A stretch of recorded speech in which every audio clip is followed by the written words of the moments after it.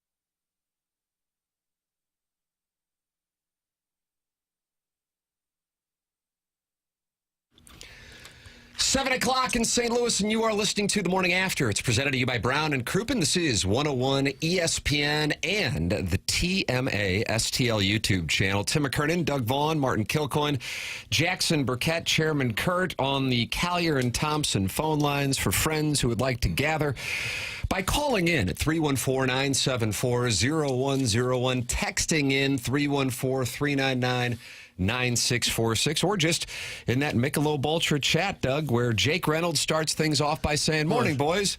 And then, how do you pronounce it? Legate says, "Morning, Jake." And then John Score says, "Morning, fellas." And then MD 2020 says, "Morning, cuties." And then Dan Jansen says, "Hey, what's up, guys?" Okay. Isn't that fun? Well, it's that friends so gather, much fun. Yeah. And they want to watch us and talk about us. You talk about having a good time. You can't have more fun than what you just read right there. Well, you talk about the tournament, though, and that's how you have even more fun. Okay. It gets underway tonight. Jackson, who do you like tonight? Slewbillikins. Well, there's another tournament. As the first four, which of the first four teams play? Are you kidding? I think you're doing material.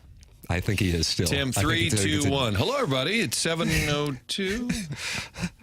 Isn't that UNC and San Diego State? San Diego State and North Carolina, yeah. Well, you guys have got that tournament fever. Alabama State and St. Francis. I thought it all started tomorrow. I thought all four played tomorrow. My apologies. You know, we're shooting that that podcast following the pro. You got called up. Oh, I'm ready. You're ready. All right. Big time. But I have to tell you, the first 20 seconds of this show would indicate Well, not otherwise. a red hot start. Not a red hot start, but that's why you take a timeout, stop the bleeding, and give me a 30, and I'll talk to my Are team you a here. snob? Do you not count the first four? No, Are that's too- you. That's you. This Oh. is this is wow. All of a sudden, I got turned on you. There's a vigorous finger point. No, I vividly remember you saying it was around. It was right before the Missouri beat Kansas, and you were saying, "Well, if you were Missouri, you would absolutely take one of the playing games." And I corrected you, saying that's the first four. It's a field of 68. Wow. Call back to when they played Kansas. I don't forget. I Okay. forgive, but I never forget. I thought this guy knew hoops. That's in the Crystal City Clam Hammer, and we're underway. Oh, I know ball, baby. Texas Xavier is the one I'm looking forward to. I think it's going to be a great game, and it's going to be who Illinois plays. Okay. You got to allocate resources when it comes to the tournament. I only have so much bandwidth. So what are your resources tonight? Blues and Predators. Blues and Preds, baby? Let's get this W. That's a toughie. Nashville, Douglas, or something. Did you have a chance, Martin, to take a look at that Stiefel dossier? Yes. John Kelly, good Irishman, is in Nashville for tonight's game. Predators, 7 o'clock start, 6 o'clock pregame. On the radio side, Kelly Chase at 9 o'clock, and he has another charity hockey event. April 4th. That was a huge deal last year. He's rounded up the gang again. I don't know. I think it was, 600,000 or so. They raised a ton of money for Siteman last year. Chaser will join us. I think he is back in the hospital, but I think it's part of the bone marrow process. He had that maybe a month ago, but it's a battle, man, what he's going through now, and I think he'll share his story with us. I just love checking in with it's kind of a post-St. Paddy's Day Irish show here, and Chaser feels very Irish to me. Just storytelling, fun guy, and good buddies with Montgomery. I want to get his insight on this team. He pays close attention, still tight with a lot You of give me a Kelly Chase interview, I'm in any day of the week. 9 o'clock. Stiefel dossier. And the Design Air Heating and Cooling email of the day, the morning after at InsideSTL.com. Martin, I know you're, 80% of the way through the onboarding process that requires you to leave at 10 o'clock. But a lot of controversy in the Design Air Heating and Cooling email of the day. Yesterday, I could see Buck Swope holding us accountable in the Design Air Heating and Cooling email of the day. Today, email in the morning after at InsideSTL.com. That's how you can compete against the legends right now. We are tied on March 18th for the month of Borch, JV golf coach in the self-made stay-at-home Ledoux mom. Boy, if she can win 2 out of 3 months to start the year, this is really going to be a special year. Special Because stuff. she could put herself in position to win the whole damn thing in 2025. And maybe that speaks to Missouri's chances in this NCAA tournament in which everybody and their brother is picking Drake. Oh, they are. Well, it's kind of a fashionable pick, isn't it?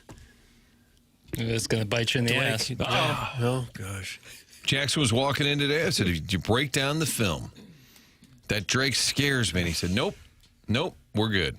Both the Colonel and Jackson are confident. Yeah.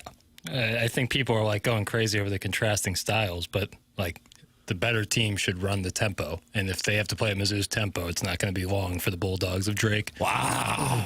And then, This is a confident guy who will be on the live stream at youtube.com/TMASTL at 6:30 on Thursday night. volume and money on Mizzou Drake. should be able to control the tempo. If you want to run, you can run. Absolutely. I couldn't agree more. But if you want to slow it down, sometimes you can't do that because the other team's too fast and run it all over you. Absolutely. They can take it slow. So let's go Tigers. Absolutely. They can go win slow. this, baby. They can take their time, but as soon as that ball gets rebounded or stolen or comes out of the basket, Missouri's pushing that ball. They're too deep to not run all the way. Have you moved on to Texas Tech? No. Got to be Drake first. Okay. We're not allowed to talk about Texas Tech. I think we should look past Drake, start thinking about third and fourth round games. Well, now look past Tech, too. Coach Pearl, are you panicked a little bit about this Drake squad and what they could? Am I panicked? Doug Piglet says, "Hey, Pwiglet," with a garbage can. You like Piglet and Winnie the Pooh? I didn't mind him. Her. Was it a he or her? They? I think it was her. It's kind of like Taylor and Billions. It was always identified as a they, and, Okay. and I stuck to that as a 5-year-old. All right. I thought Piglet was cute. Yeah, cute little pig. Yeah. Wonderful pig. was the the best pig. Everyone agrees. It's a great, great pig. Was the rabbit's name Rabbit? I believe so. Is that... In the Very writing room, they creative. just kind of ran out of gas. Well, and they yeah. said, "What do you want to call the rabbit?" I just call it I rabbit. thought, yeah. And then there was Owl. Was there Owl? Yeah, the marketing department had the week off. Warson Woods Wacko says, "I see the Antichrist return to the studio today." Martin, I don't know if you were around I love for the that nickname. Gotta 10 be honest o'clock with you. hour yesterday, but the Warson Woods Wacko declared that Jackson may be the Antichrist at 10:26 in the Air Comfort Service text inbox yesterday. That's a little strong. I would say. What prompted that? That's the question, is what did I do? What could one do on an FM sports radio show that could turn them into the Antichrist? Now, if we were still on AM, however, you would understand. And the distinction there was A little different. Yeah, we can get a little more devious. Different frequencies. Sure. Yeah, I don't know. I don't know what I did. Some of the texters embellish or maybe hyperbolize a little bit. You going to sue for slander? I don't know. I don't have much grounds, I assume. Well, I mean, you have been accused of being the Antichrist. Are you the Antichrist? No. Do you think the Warson Woods Wacko knows that you're not the Antichrist? Do you think the Antichrist would know that they were the Antichrist, or do you find that out the hard way? 314-974-0101. Call in. A lot of people call me a lot of things. Maybe bad management, maybe corrupt, but never been called the Antichrist. People are tired. Never been called the Antichrist. Not out loud. I might have said it, though. I might have thought it. Yeah. Not about you. Sure. Somebody else. Piddles is so young, naive, and hopeful. He needs more life experience to know Drake is no easy matchup. That's from the 314.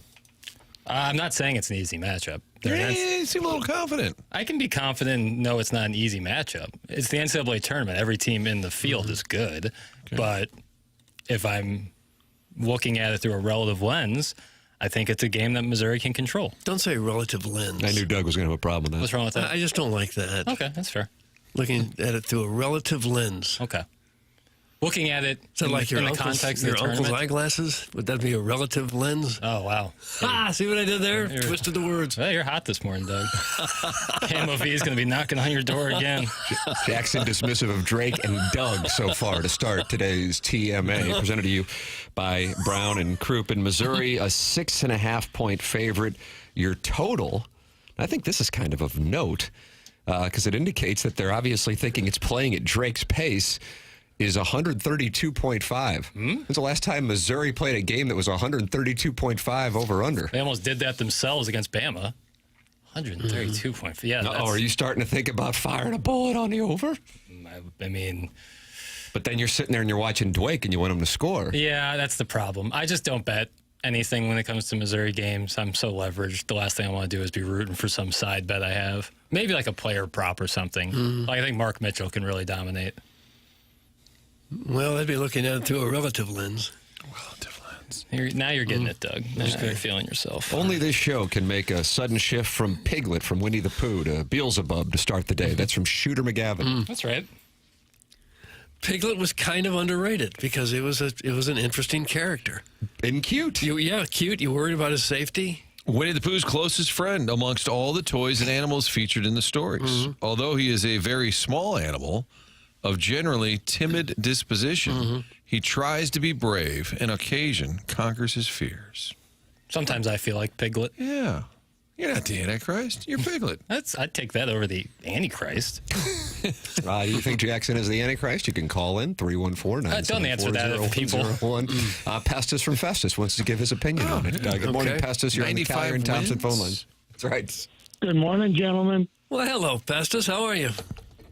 I'm doing good this morning. All right. First thing before I do anything else, the 2 birthdays that happened the past week, I've got to wish them both a belated birthday. Well, that's nice of you. Okay. You're talking about Jackson and Martin? It's really heartfelt. That's exactly who I'm talking about. Okay, well, sorry. Happy birthday. Thanks, Mike. Okay. So, Jackson, Yo. the Antichrist. No way. Oh. No way. You need a lawyer, and I'm willing to stand up for you and debate your system and the way it is. Wow. He's going to debate your systems. Are you of legal counsel? No, but I can counsel the legal. Yeah. Everyone's twisting words around today. Yeah. Doug like that one. That was through a relative lens right there. No, it's not a relative lens. It's a microscopic filter. I see. So you're a big supporter of Jackson's. I'm a big supporter of the whole show. Oh, okay. All right, Thank you. Thank you very Like much. that, Doug. All right, I like that. That's why I get up every morning at 5:30 and I make sure I'm listening to you at 7. Really? Right. Hour and a half prep. Yeah. Any other shows you listen to that might be better than this one, or A lot of choices. top shelf? The shows I listen to that are better than this are on TV. Oh, okay. But here's one thing. Did you all know that today is the official opening day of Major League Baseball? Going on right now. Big Cubs and Dodgers. Yeah, out in Cubs are losing. Yeah. Last I heard, Cubs were losing. Tommy Edman with the first RBI of the Dodgers season. 3-1 And Dodgers here in we the go. 8th. Dodgers lead 3-1 in the 8th. Yeah, but here's my one question. All right. Moving on. Who in the hell came up with this Major League Baseball schedule? Somebody wanted to show off Shohei Ohtani to the Japanese people, I think. Why? They should be able to watch it on their TVs just like everybody else. Well, I understand. It's our game. It's our league. Not if they're YouTube TV people. Well, yeah, but here's another thing I heard. After the Chicago Cubs and LA Dodgers series is over with, those 2 teams can come back here and play some spring training games again. Mm-hmm. Right. It is kind of weird. It's kind of like Sonny Gray pitching, leaving, coming back. You're right. They're going to come back and play some wait a spring minute. games. Don't even bring up Sonny Don't Gray even with bring- me, because I'll tell you Why right not? now, Why? You got to stop, Martin. that boy's in trouble. Why is he in trouble? That boy is in trouble. Why? What has he got? A 15-something ERA in spring training, Working on and things. he's opening day for the St. Louis Cardinals? Yeah, probably. Probably so, I'd yeah. rather see McGreevy pitch opening day. Yeah. Well, that's why they went to the 6-man rotation. Solves all the problems. Yeah. Well, have they decided to go to the 6-man rotation? Well, that's what they're talking about. Then you can have a 6-man outfield, a 6-man DH. Well, shoot, we could have a 6-man bench. Yeah. Probably got that. Think about it, Tim. Well, Blues game is tonight. Oh, here we go. Go Blues. Mm-hmm. Yep. Yeah. But Zoo game is on Thursday night at, I believe, 6:30. Yeah, that's right. Yep. Go Mizzou. Yes. Yes, all the way. And Jackson will, I know, be telecasting that somewhere. Right. YouTube.com/TMASTL. Yep. Okay. All right. So that's it for me. I got everything in that I had to say. Okay. I wish you all a good day. Thank you. More snow tonight. What? It's going to be 80 degrees today. We're talking snow? No, you got a different forecast than Alberta Festus? Clipper coming through Tonight. Festus. What's that, Pestus? They said there's snow flurries tonight. It's either, let me apologize. It's either tonight or tomorrow. Really? Yeah, I don't know. Maybe like And Cactus going to the according to Panthers my game. wife and her late grandmother, that will be the last bit of snow we get for the whole year. Well, let's hope. Let us hope. I do too. Okay. And there is one other thing. prayers go out to the families that were affected with the tornadoes, and prayers go out to the police officer yesterday that was hurt and injured in the hit and run. Yeah. Well, I hear you there. Thank you, Festus. And God bless the United States, and God bless St. Louis. How about that? Wow, that was very Kind of took a Larry Nickel turn. Wow, very nice. There's Pestis from Festus, Doug. It was like a State of the Union address. A lot of topics were covered, all to standing ovations from the audience.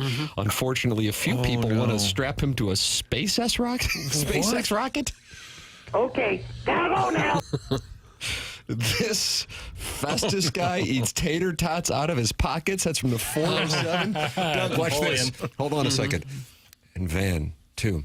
Napoleon, give me your tots. Napoleon Dynamite, 2006? Feels like 5. I don't know. Why are we going to say 5? I never saw the picture. 4, 5? I think 6 is too far. And now Uncle Rico is in White Lotus. He is. Uncle Rico is in White Lotus. Okay. Your thoughts on Chucking that? that ball around? 314, yeah. And they ate tater tots out of their pockets in that movie? Napoleon. Spoiler alert. Yeah, this is a big spoiler. Kept some tots in his pocket from lunch. Not a bad idea. And they're cargo pants, so he really had a lot of room to operate. Yeah. And when asked to share some of them, he declined, and so his tots were smashed. Smash the tots. Well, that is good writing. Budget for Napoleon Dynamite, guys. Jackson, you are recused from this. 7 in the hay. Million? Yeah. Are we doing this again? I was going to go 15.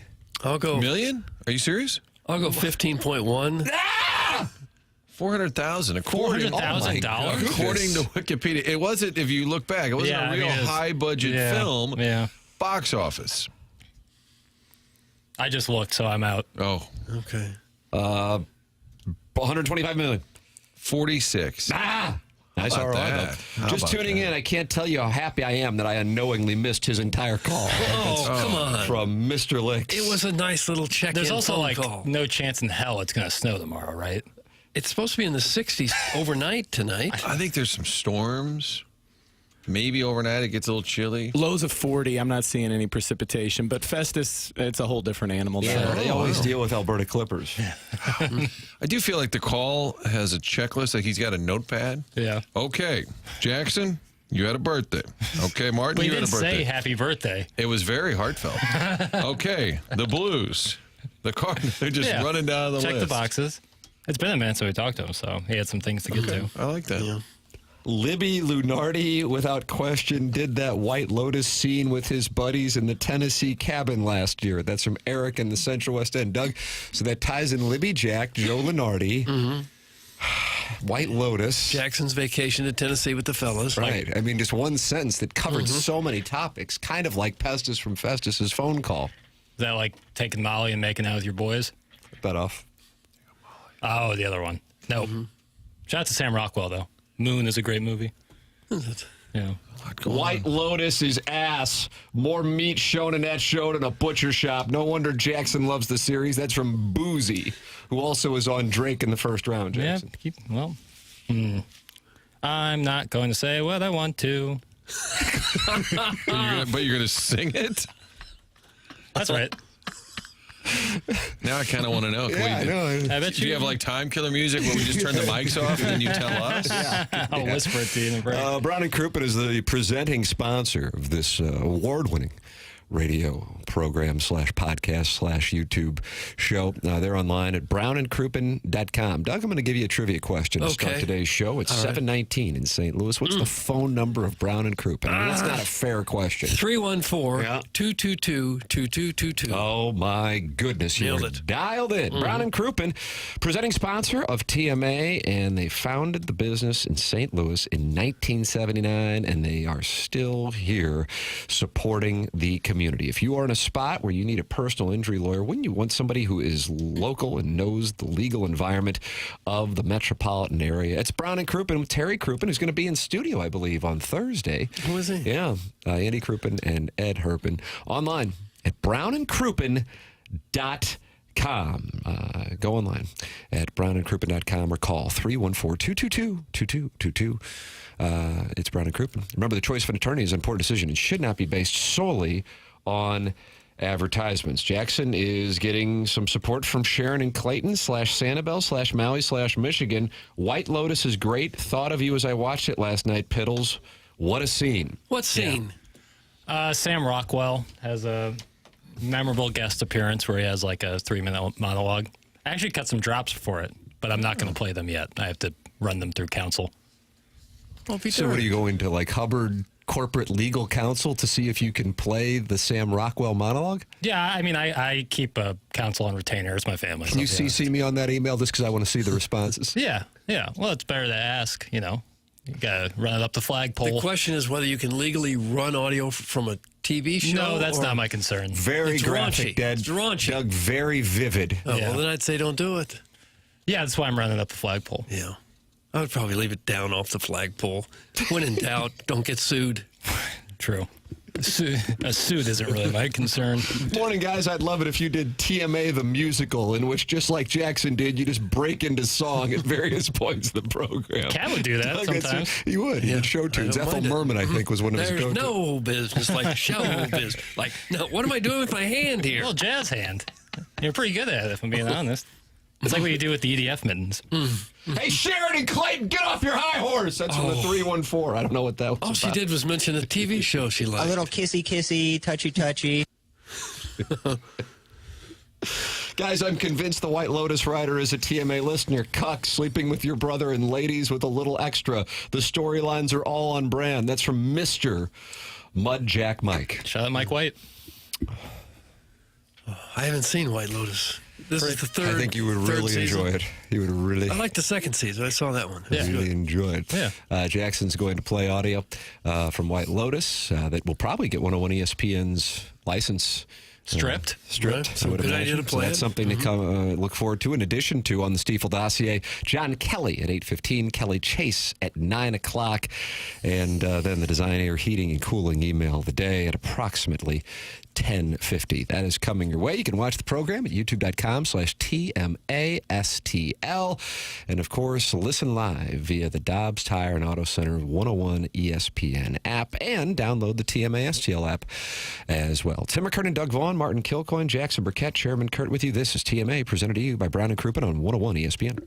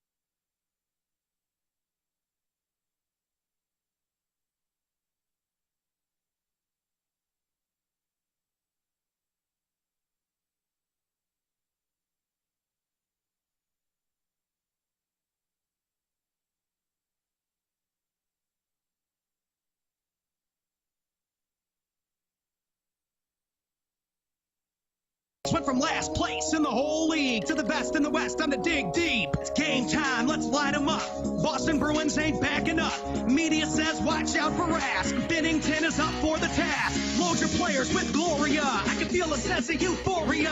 One more round. That's what's up. St. Louis Blues are coming for the cup. Oh, I'm rolling balls. Calgary Flames, I'm sorry, Craig Berube will give no quarter in Toronto. A loss last night for the Flames. Blues and Predators tonight here on 101 ESPN. Pre-game 6 p.m., puck drop at 7. Okay, Flames have lost 3 in a row now. They're falling apart. Blues still 2 points ahead of them, although the Flames do have 2 games in hand. But just games in hand doesn't equal points. You got to earn the points, and they have not earned them yet. I scream about it. So this Blues club, I'm telling you, they're going to go. They're going to get in the playoffs. They're going to do it. They're red hot. They're playing better than the clubs they're fighting for a playoff spot against. They're going to win it, baby. They're going to win this, baby, if we can just get hot. We're already hot. So bring the baby on over. We'll take a look at her. Bring the baby over. Mm-hmm. Is there a shirt that says that? Flames have lost 3 in a row. They got to play again tonight at the Rangers. Winnipeg going to Vancouver, or rather Vancouver's going to Winnipeg. This could be a huge night, Doug. Could well be. Yeah, this could be a glorious night in the playoff race. Your latest money puck, Doug. I know you're a money puck guy. Sure. Calgary's down to 17.7% to make the playoffs. Are they?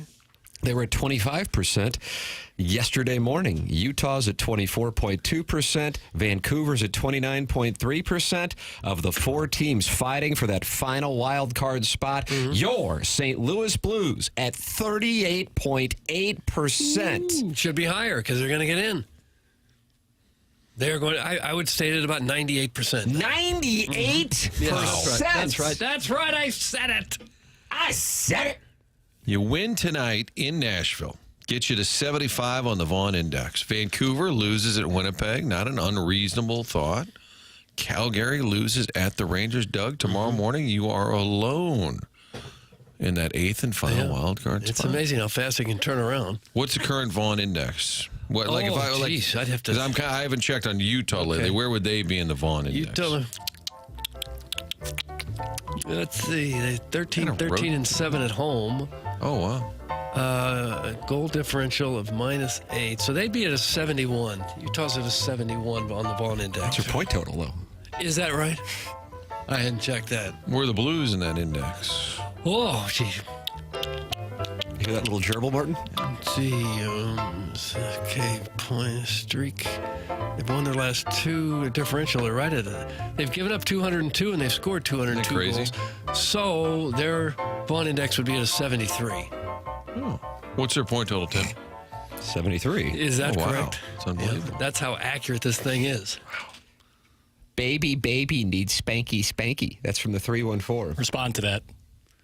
Baby Respond. needs spanky. Jackson's pointing a lot today. You are is like that right? Coach This guy's Burkett. feeling it. I mean, the tournament's starting tonight. He didn't know it, but the tournament's starting tonight.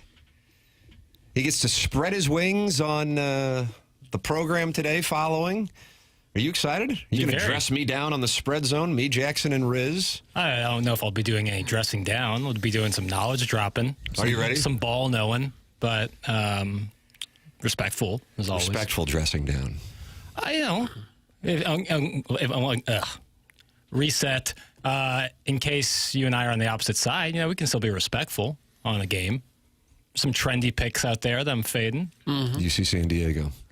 Not that one. Oh, not Michigan. Not fading it, but not like hammering it. How about Whale? Yeah, what about Whale? A lot of people like Whale against Texas A&M. A lot of people like Whale against Texas A&M. I'm not sold on that one. Who'd they sting last year? Was it Tennessee? They got Warburg. Bruce Pearl. They got Bruce Pearl with Auburn. Yeah, they got Bruce Pearl. No, the one I really like is Colorado State.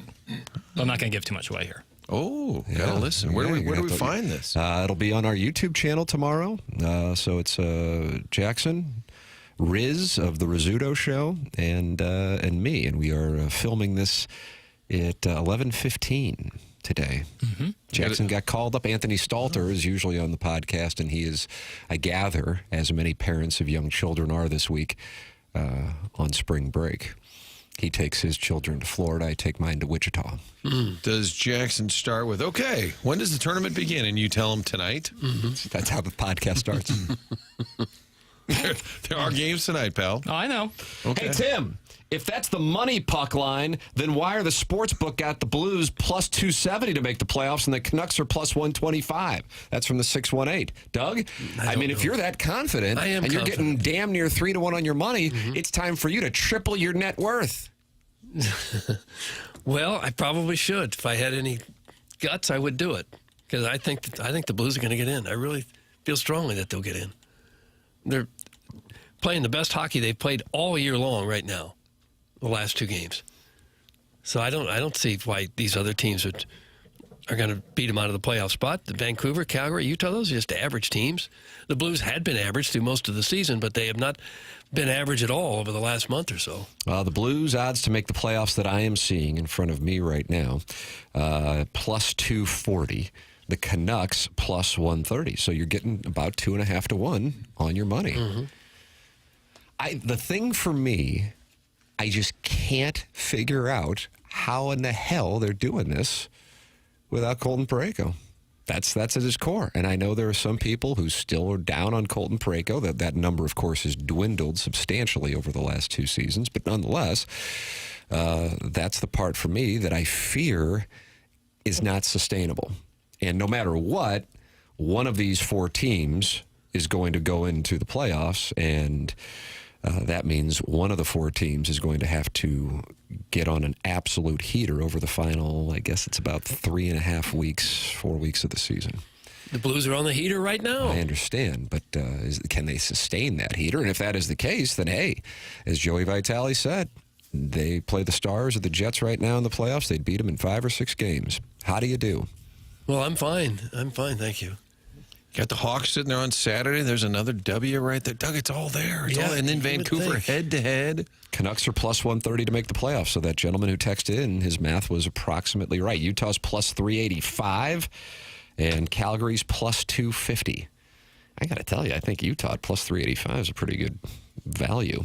Again, I'm not saying I think they will, but getting 4-1 on your money for a team that I think has been playing second best to the Blues of the 4 would be a nice little play as far as 4-1 on your money goes. But Doug, I mean, you've released a 98% likelihood. Therefore, you have a fiduciary responsibility to your family to fire, nothing ridiculous, but like $500,000. Oh, I always felt I had a responsibility to them to not bet a dime of my money, because whenever I bet, I lose. I always lose. It's been a good thing for me long term, I suppose, because I'm not hooked into it. What about a good scratch off? Maybe after the show today, huh? I won $5 once on a scratch off. That's about it. And then I think I lost a ticket before I got it back to the store to redeem it. Every one of those other teams in a chase have major injury issues too. Fill your overboard. Oh, 618. Major surgery was needed to fix the Canucks. Canucks. No. Tim just knocked Casey off the air, Doug. This town sucks. Let me put on the oven. It's an embarrassment. For us. Oh, it's always tough to hit that. But it conveys the, in parentheses, fake passion, end parentheses, to play the sports media game in 2025. And we blame the media for the team's poor performance because the media being soft. If they were harder, the team would play better. That's correct, although I didn't like the double entendre. I kind of want Auburn to bow out quickly so that reporter that asked about the panic, like, see, that's kind of what I was alluding to. How about Coach Gates was on with Mad Dog? Is that in 7? Yes, I want to hear that. 7-3? I know we're only in 7-2. That's the Stiefel dossier, 7-3. He's done a lot of finger pointing. I don't want to get in trouble, but I was intrigued by the fact Dennis's personality versus Mad Dog's is just sort of an interesting combo. Oil and vinegar, Martin. You want to hear it? No, let's talk about it. Okay, sure.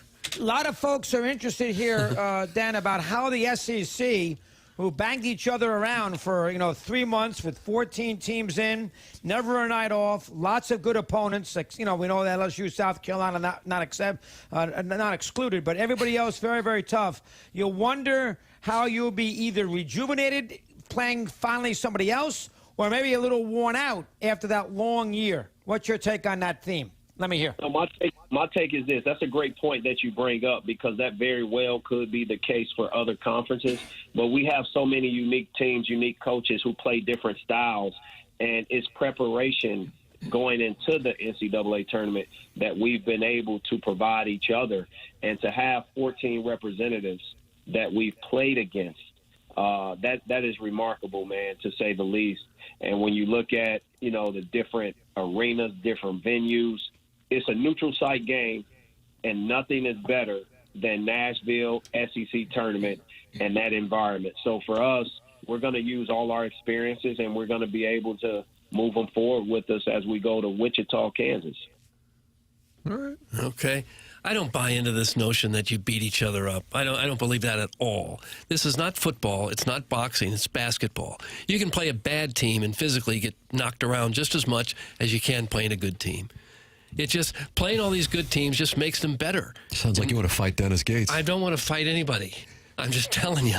I think that's an easy narrative to go around. Oh, you played in a tough conference. Oh, you beat each other up. No, you played hard. That's what you're supposed to do, is play hard. You don't leave physically beaten up, usually, anymore against a good team than you do a bad team.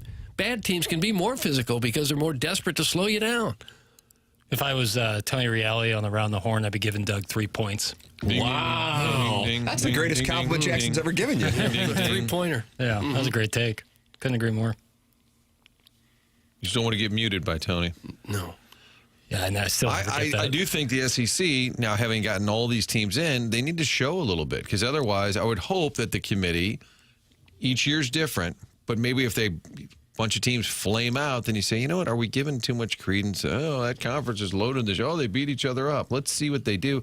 I feel there's a little bit of collective pressure on that conference. I hear you. But I think there's like some of the part of the narrative with the SEC is like that it was given to them, like that, like they manifested, like that. Their reason for why people think the SEC is so good is because their non-conference record. It was like in the high 80% against non-conference teams. It was crazy. It was unprecedented. That's why people are so high on it. The net rankings and all that would tell you that the SEC is the best conference in the last decade, maybe even longer. So the idea of I see people like Oklahoma went 6-12 in their conference. How they deserve? Well, that 6-12 in your conference doesn't matter. It's your resume. If you have big boy wins, better wins than most teams in the ACC or Big 12, then you deserve to be there. I'll give you 3 points right back. All right. Wow, so you guys are trading points. Yeah. Yeah. I think if you play in a tough conference like this, where almost every conference game Missouri played was a tough one, it just lets you know what you're going to have to do to win. Yeah. Just makes you have to play at a higher level all the time. You can't coast.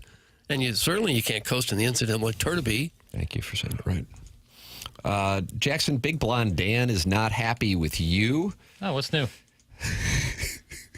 Are you sideways with Big Blonde Dan? I thought it was the worst one's wacko calling you the Antichrist. It gets a little homogenous. Just kind of seems like everyone's against me. Oh, no. You got to get your mind right. You got Doik in 48 hours. Much like Drake, this feels like a 20v1.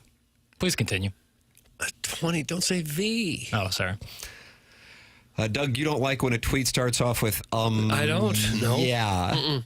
What about when a YouTube chat, Michelob Ultra YouTube chat, 96 calories, 2.5 grams of carbohydrates. It's only worth it if you enjoy it. That's Michelob Ultra, sponsor of the YouTube chat. When a post starts out with, huh? I don't like it when it ends with huh. No, I don't either. Well, this one starts with huh. I don't like it when it ends with I thought be this better. was the type of program where the host would freely read the vulgar monologues of degenerate listeners every day at 10:50 a.m. I'm surprised to hear similar audio may not make the air.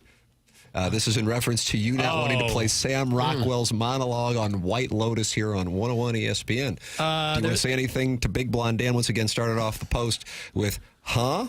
Yeah, there's one phrase in one of them that I don't think would fly. Well, you played it for us, and I would say that's where it should remain. Yeah. Off air. Maybe one of them, but again, I have to round up the flagpole. So you're going to send that to council? Yeah, I think there's one phrase in there that I just don't think would fly. And I enjoy employment, so I'm going to continue to play it safe. But that makes you a fraud. That's fine.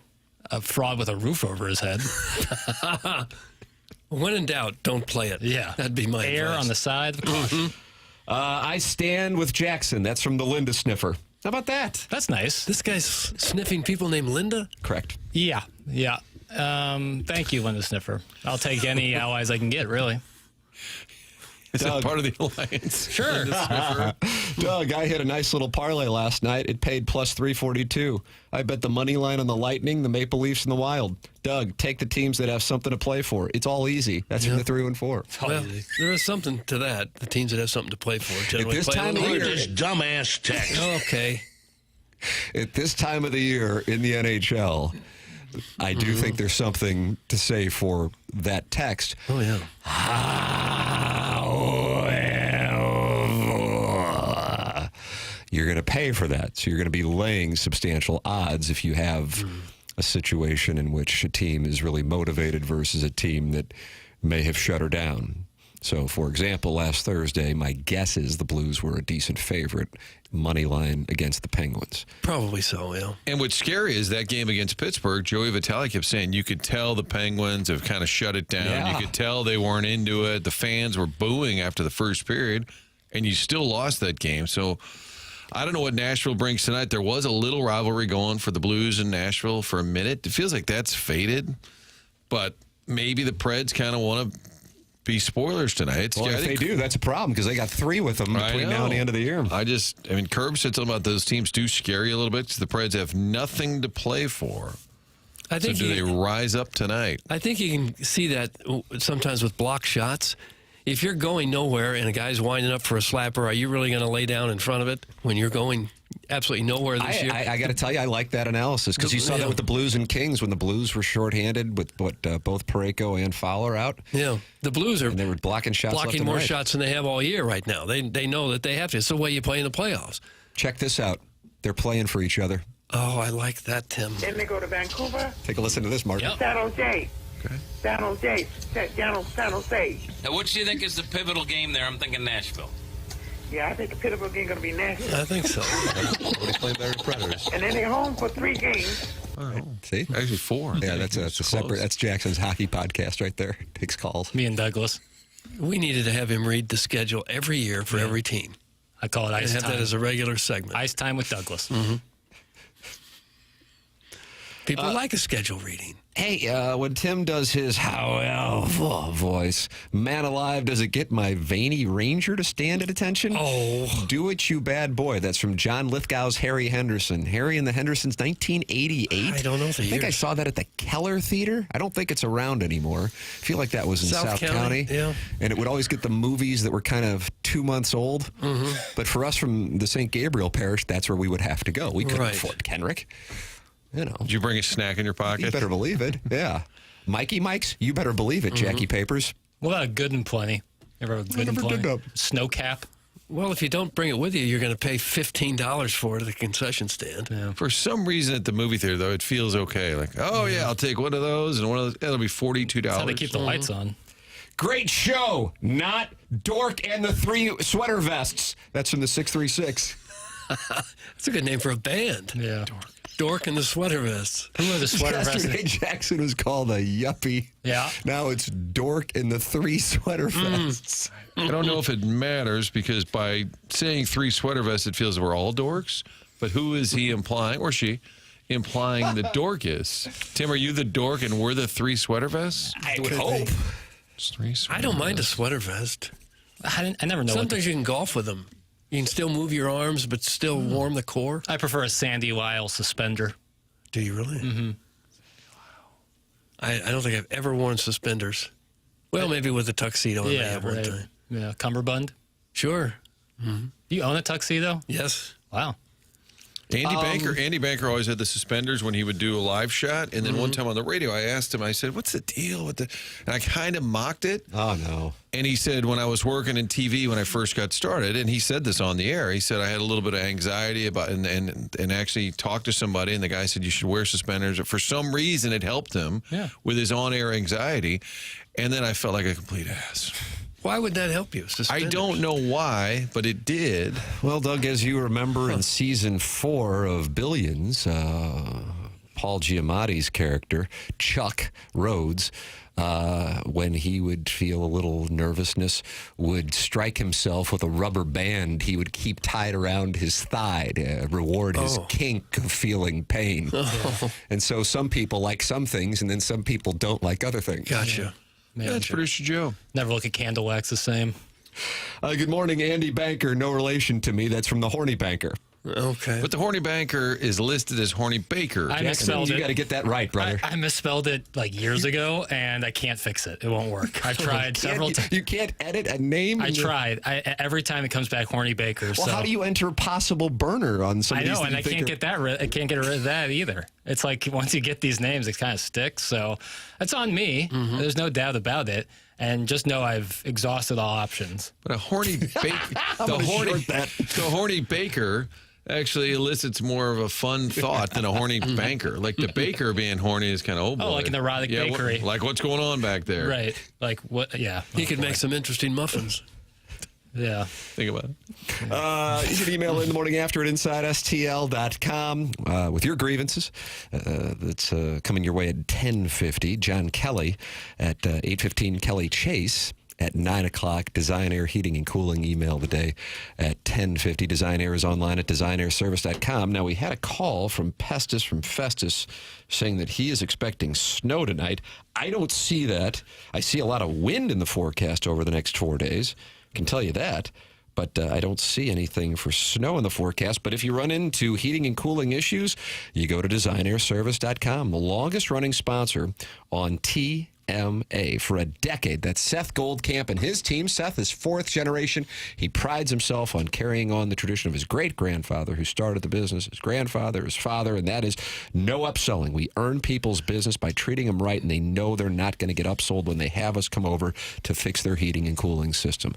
Martin's a client. Doug's a client. I'm a client. It's Design Air Heating and Cooling online at designairservice.com. If you took the Dodgers over total of 100.5 for their season-long wins, you only need 99 wins because, Doug, they've got themselves a W by beating the Chicago Cubs to open up the 2025 campaign. You know what that means for the Cardinals? We're a half game ahead of the Cubs. We're in first place, a half game ahead of the Cubs. And the long-term strategy of just being in a bad division might just pay off again, Doug.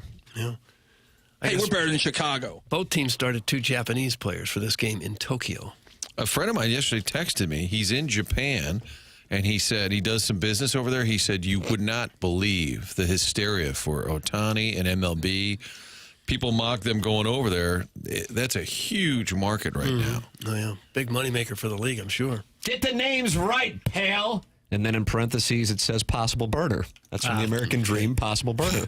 That's a great name, American Dream. Dusty Rhodes. Yeah, possible burner. I think that's a good name. What dialect did Dusty Rhodes have? Like a morbidly obese lesbian Southern woman. That's very specific. Yeah, and he would wear a polka dot singlet? Oh, I don't know. I think he did. But he kept himself in wonderful condition. Now, Larry's on the Callier and Thompson phone lines. I think he's omnipresent, so I can always go there. Hey, Larry, did Dusty Rhodes wear a polka dot singlet? No, he wore polka dot wrestling tights. No singlet. A wrestling tight. I got to tell you, I didn't know the difference. Do you own wrestling tights? No. Do you? No. Good for you, Larry. Wow. I do not. That was a very edgy response.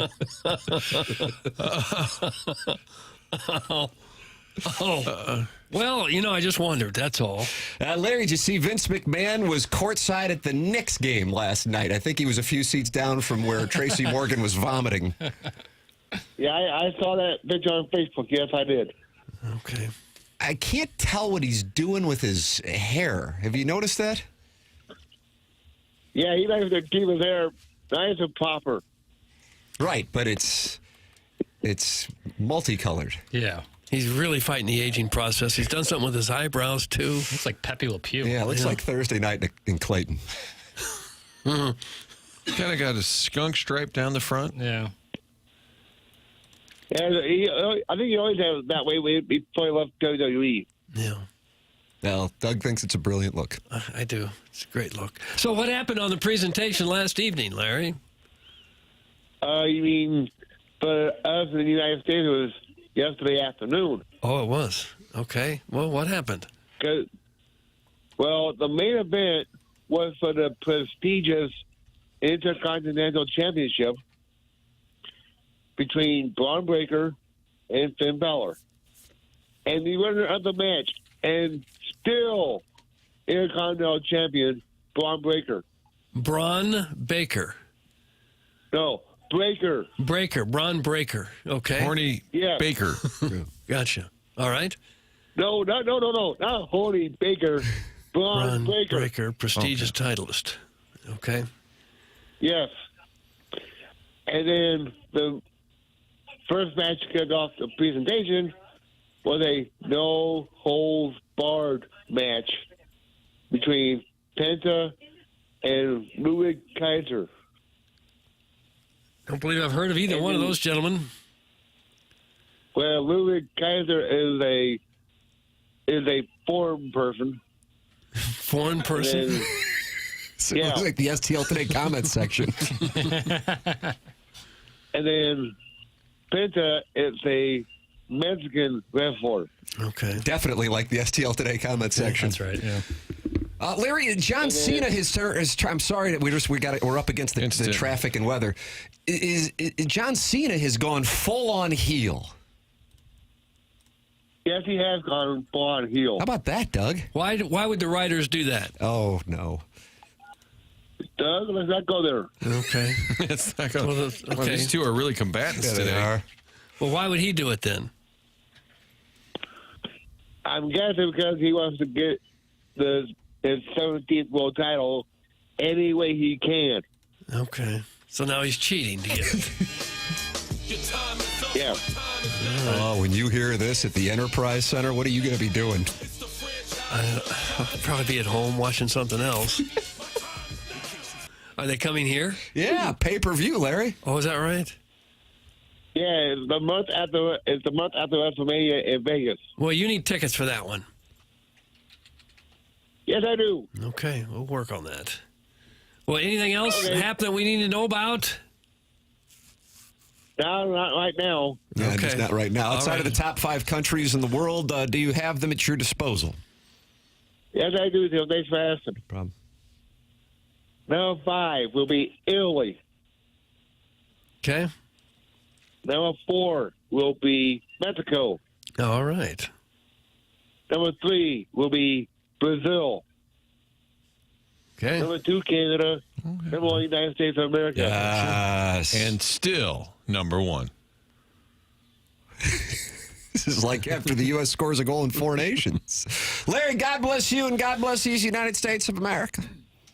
Yeah, God bless America. There he is, Larry Nickel with us here on TMA and the Callier and Thompson phone lines. You are welcome to call in as well. 314-974-0101. John Kelly with us at 8:15. Kelly Chase at 9 o'clock. Design, Air, Heating, and Cooling email of the day at 10:50. There is your Stiefel dossier here on the morning after, a program presented to you by Brown and Crouppen. Tim McKernan, Doug Vaughn, Martin Kilcoyne, Jackson Burkett, Chair McCurt. This is TMA 101 ESPN and the TMA STL YouTube channel.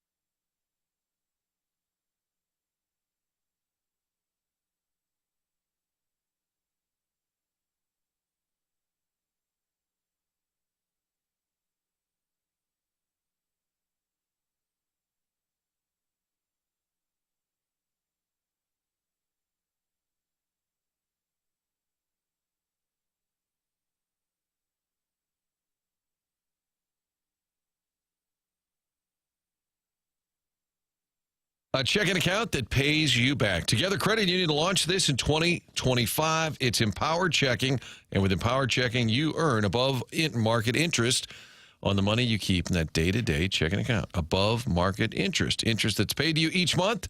Checking account rewarding you for the balances, not the activity. We've told you about Together Credit Union. Started over there. Anheuser-Busch employees got together, was Eagle Credit Union, and now Together Credit Union, 14 locations around St. Louis. And when you're a member there, you are an owner of the credit union. To apply, it's simple. Go to togethercu.org. Stop by any of those 14 local St. Louis branches. Work directly with one of their amazing member advocates. It's Together Credit Union offering you Empowered Checking. Get paid to save with Empowered Checking. Visit togethercu.org/empower for full terms and details. Membership eligibility required. Together Credit Union, federally insured by the NCUA.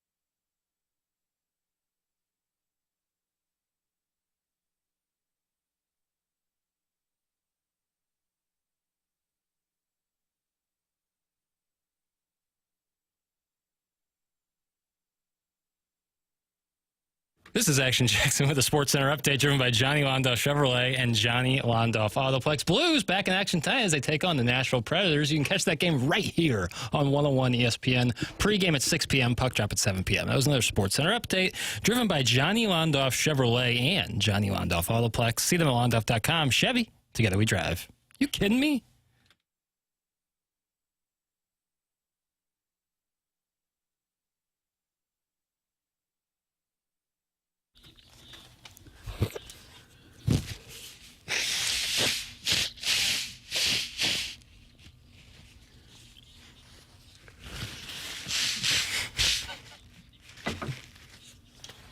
Nice.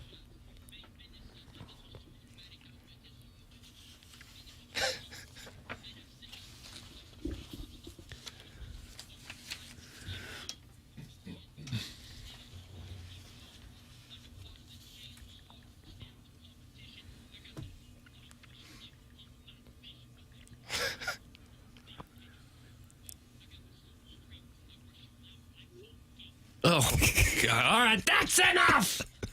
Jackson's return music. Huge day.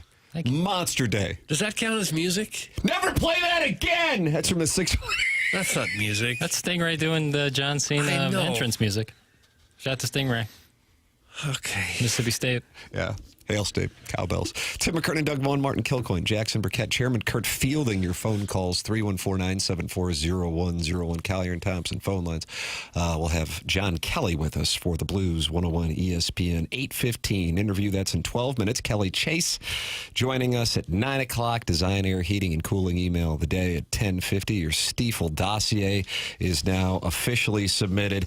Doug, there is no greater controversy right now in college basketball than the presence of North Carolina in the 2025 NCAA tournament, and all kinds of developments in the last 24 hours on that front.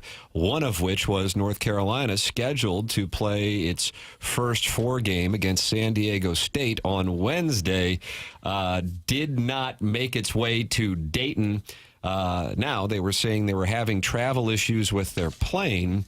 However, there is a thought process per the Wall Street Journal of Sports Media, Bro Bible, that the Tar Heels were delaying it to avoid media coverage. Oh, really? Yeah. Many think that the Heels got in simply because of their brand. Despite having a top 36 ranking in KenPom and net, they fairly point to the fact that they didn't win many big games. Even Las Vegas had UNC solidly out of the tournament field, only for them to show up quickly as the bracket was being announced. People are so mad, in fact, that West Virginia Governor Patrick Morrisey held a press conference deriding the NCAA over leaving West Virginia out of the field. Doug, here's a little taste of the press conference from the West Virginia governor. His name's Patrick Morrisey. Yeah. Right. 6 quad 1 wins. And that was combined with an undefeated record against quad 3 and quad 4 opponents. 3 wins against top 10 teams and the 24th toughest schedule in America. West Virginia deserved to be in the NCAA tournament. This was a miscarriage of justice and robbery at the highest level. Basketball. Now, who was the last team to get into the tournament? Ahead of the Mountaineers. That would be the University of North Carolina. Now let's see how their resume stacks up. The Tar Heels went 1-12 in quad 1 games and even had a quad 3 loss. And we keep hearing about the importance of these quad 1 wins, but UNC couldn't even get 6 quad 1 wins. How do we define a quad 1 win? Jackson Burkett, college basketball analyst here on the Morning After, joins us now. Usually it's, if you're playing at home, it's teams 1 through 30 in the net ranking. If you're on the road, it's teams 1 through 60. 1 through 60. But there's different qualifications. The quad 1, I would bet in the next 5 years we're using a different metric. probably been both the net ranking and quad 1, 2, 3, 4 wins. He had a sign behind him that said the National Corrupt Athletic Association. He came with bits, Doug. He had bits. Yeah, you can't go wrong with props. Look at the work Carrot Top's done at the Luxor for decades. Bubba Cunningham, per 24/7 Sports, who is the athletic director at North Carolina, got a $104,000 bonus for North Carolina making the NCAA tournament.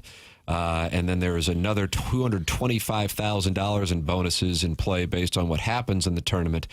That was reported by 24/7 Sports' Chris Anderson. For the record, Bubba Cunningham, the chairman of the NCAA selection committee, he made it clear he recused himself. He stepped out of the room as they were discussing who to give the final bid to. Had UAB beaten Memphis, UAB would have gotten the final spot. Memphis would have been in no matter what. They are a 5 seed, albeit they're an underdog to Colorado State as a 5 seed. But because UAB lost to Memphis, the selection committee said North Carolina got the spot. Tim, are you taking questions? I am taking questions. Doug will not be taking questions. Okay, so you mentioned this. The Tar Heels of North Carolina arrived in Dayton on Monday, more than 2 hours later than scheduled. That's right. Missing their media availability. That's right. The NCAA's charter flight did not pick the team up on time ahead of Tuesday's first 4 o'clock. So then the Tar Heels had been slated to land at 4. Instead, it was 6:29, and they missed their media availability. Is it possible you could still have some media availability later in the day? Is that? That's right. Is that so? People just say, "Oh, well, they missed their media availability." Okay, what's next?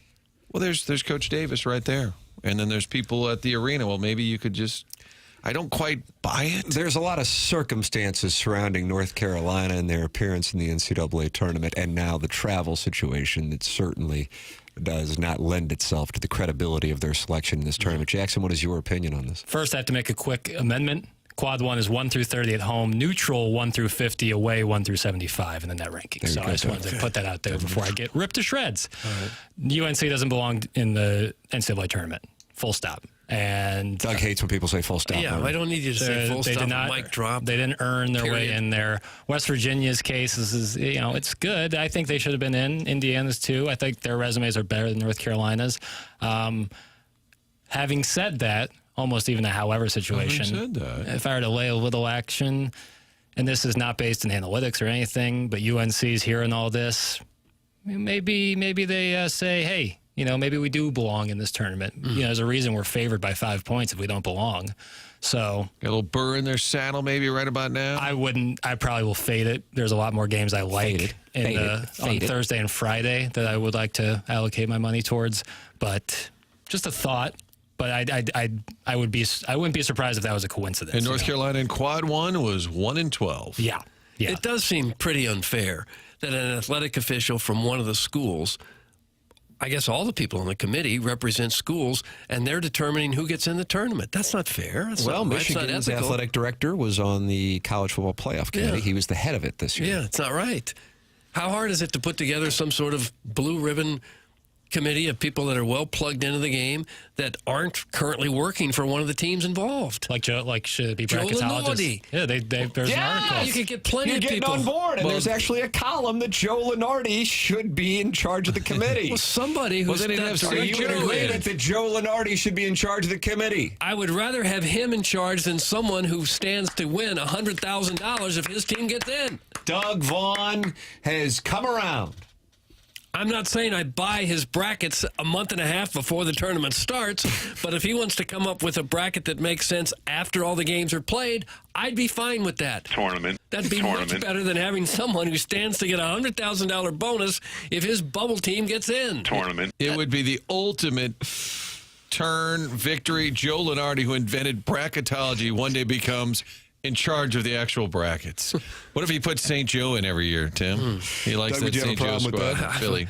Wouldn't you trust someone like a Jay Billis type to head the committee, decide who goes in? Someone who knows the game backward and forward? Bubba stepped out of the room. Sure he did. I'm sure he didn't say anything to anyone else. I like the Krzyzewski, Jay Billis idea because we already know Duke is in. We don't have to worry about them wedging Duke into the conversation. What about Tony Bennett or Jim Larinaga? Yeah, guys who have been. But then what if Virginia or Miami is That's on the bubble? Then they're like, well, it's At kind of least my school. at least these guys aren't getting paid by their contract another $100,000 to get their school in. Yeah, that is tough. Is there a real movement, Tim, or is it just somebody throwing it out there? Well, if you give credibility to Sammy Newman on awful announcing, then it's a real movement. Yeah, well, there should be a Newman. movement. There should be a movement. It can't be that hard to put together 8 to 10 people who know the game backward and forward, know who should be in, that don't have a conflict of interest. It can't be that hard. Marcia's Burner says Doug Vaughn for committee chair. Is that something you're interested in? Sure. Doug is in, Martin. I guess Josh Schertz will have to come in, assuming his team is not playing in a game.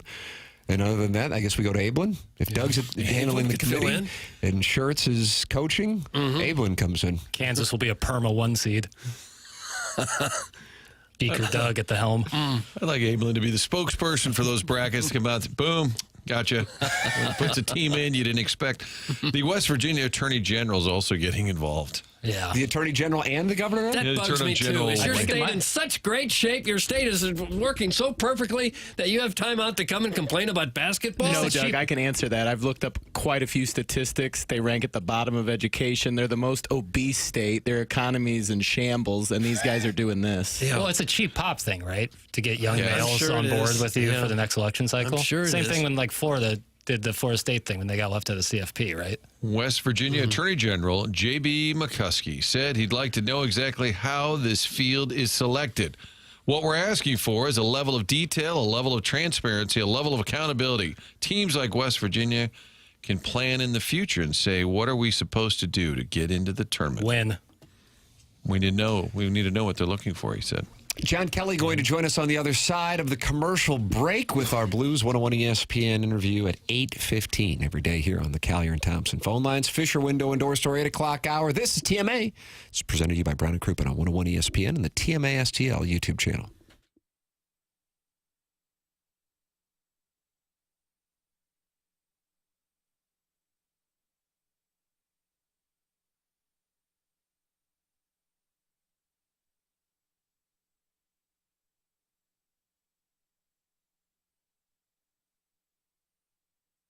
If you're thinking about getting engaged, if you just want to get a loved one an incredible piece of jewelry, I would like to recommend Moritz Reusch online at ninjabling.com. The business has been around since 1982, and Moritz Reusch's experience in the industry goes back even further.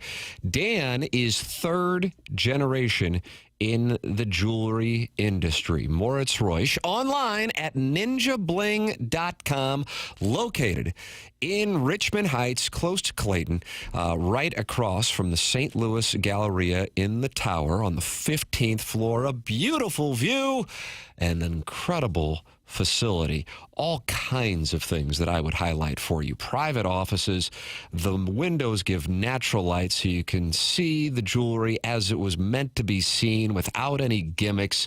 And you get to enjoy the private service of a family that has been in the industry for more than 4 decades. It's Moritz Reusch. Go in there and talk with Dan and his family and get to know Moritz Reusch. Online at ninjabling.com. If you are thinking about getting engaged, if you are looking for a great piece of jewelry for your family, for your loved ones, check them out at Moritz Reusch. ninjabling.com.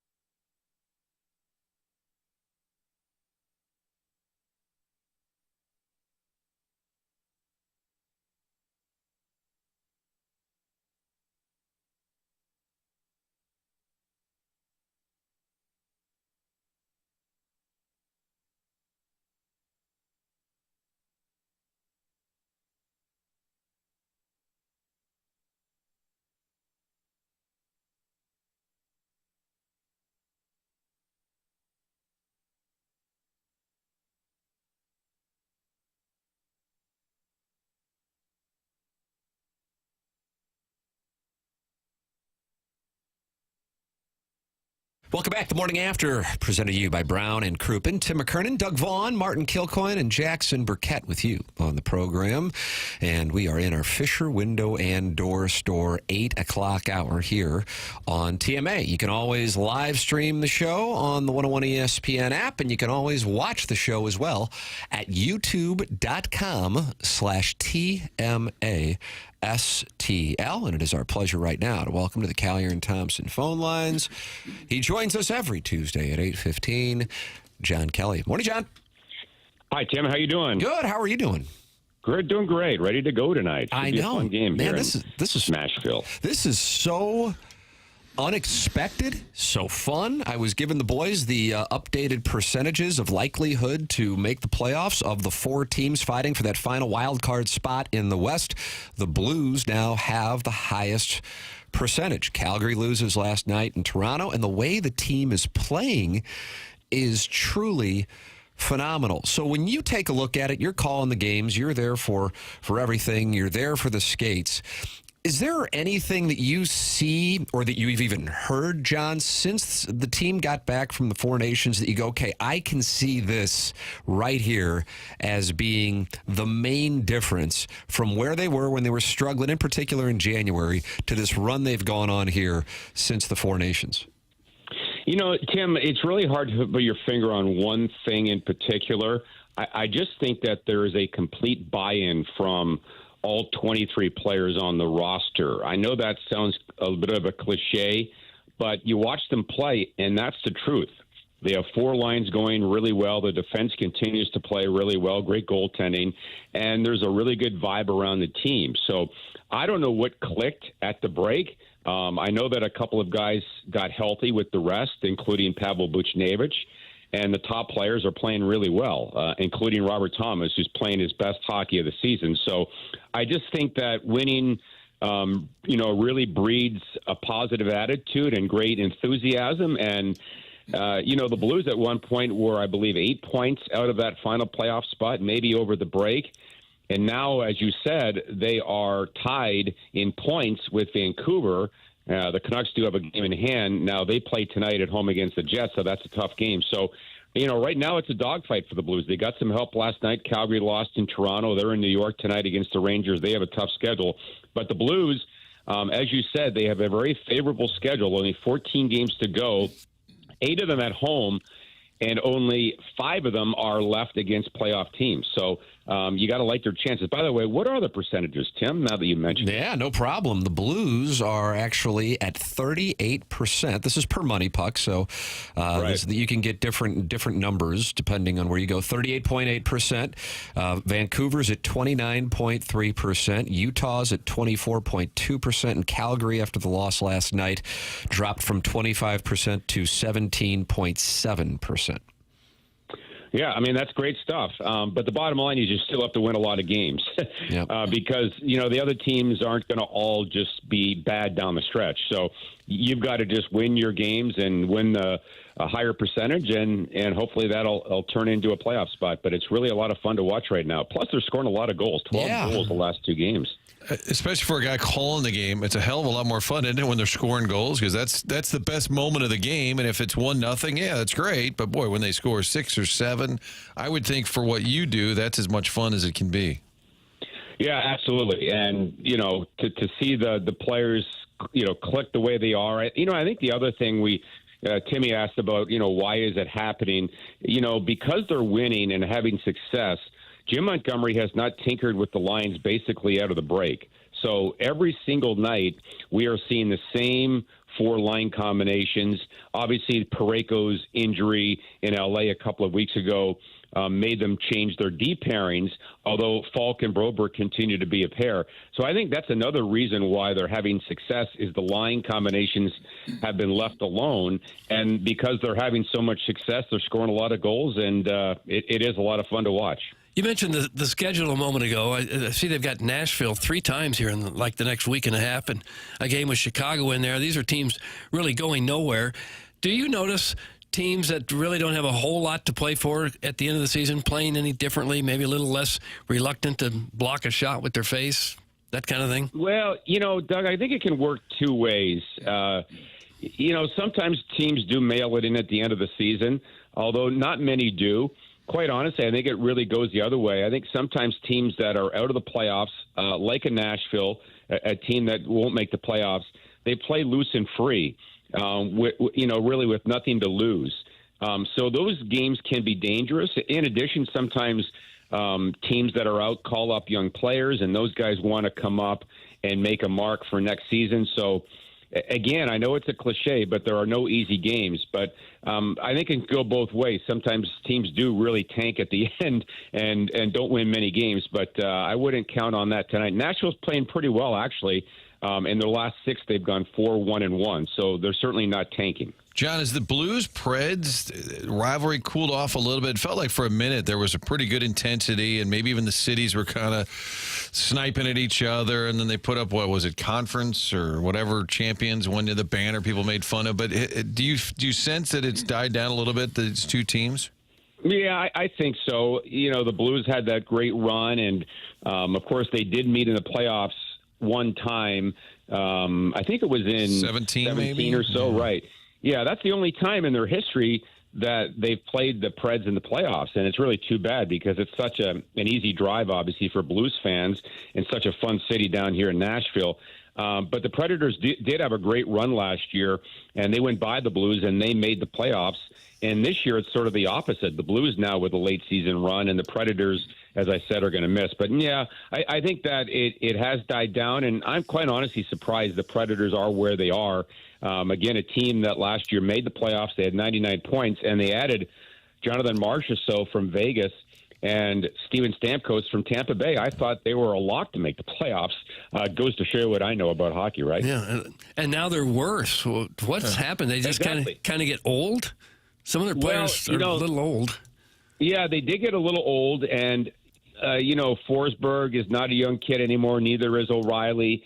Yossi obviously is getting up in age, and we've only seen them one time. The Blues beat them 7-4 back on December 27th, and to me, from that one game, and again, it's only a small sample size, obviously, but they don't have the speed that they had in past years. And again, Marchessault and Stamkos are great players. Stamkos is a lock as a Hall of Famer, but they're not the fastest guys. So, maybe that's part of it. Excuse me, that they don't have quite the speed that they had in past years. But also, you add big players like that. Sometimes it takes a while for the chemistry to kick in, and it really hasn't kicked in this year for whatever reason.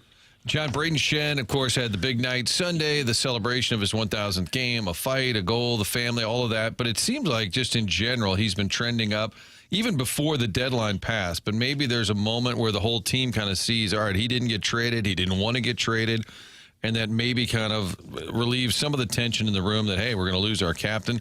What do you think has changed for Shen really over the last couple of weeks? Well, quite honestly, I don't think he's really changed much at all. He's played the same way. As a matter of fact, the day of the trade deadline on March 7th, the Blues played in Anaheim. He had 2 goals that night. So, he doesn't change things. And last game against the Ducks, as you said, he got honored in that great ceremony and then scores 41 seconds in and then gets a fight sticking up for Kyrou. That's just a typical Braden Shen game. He's always been team first.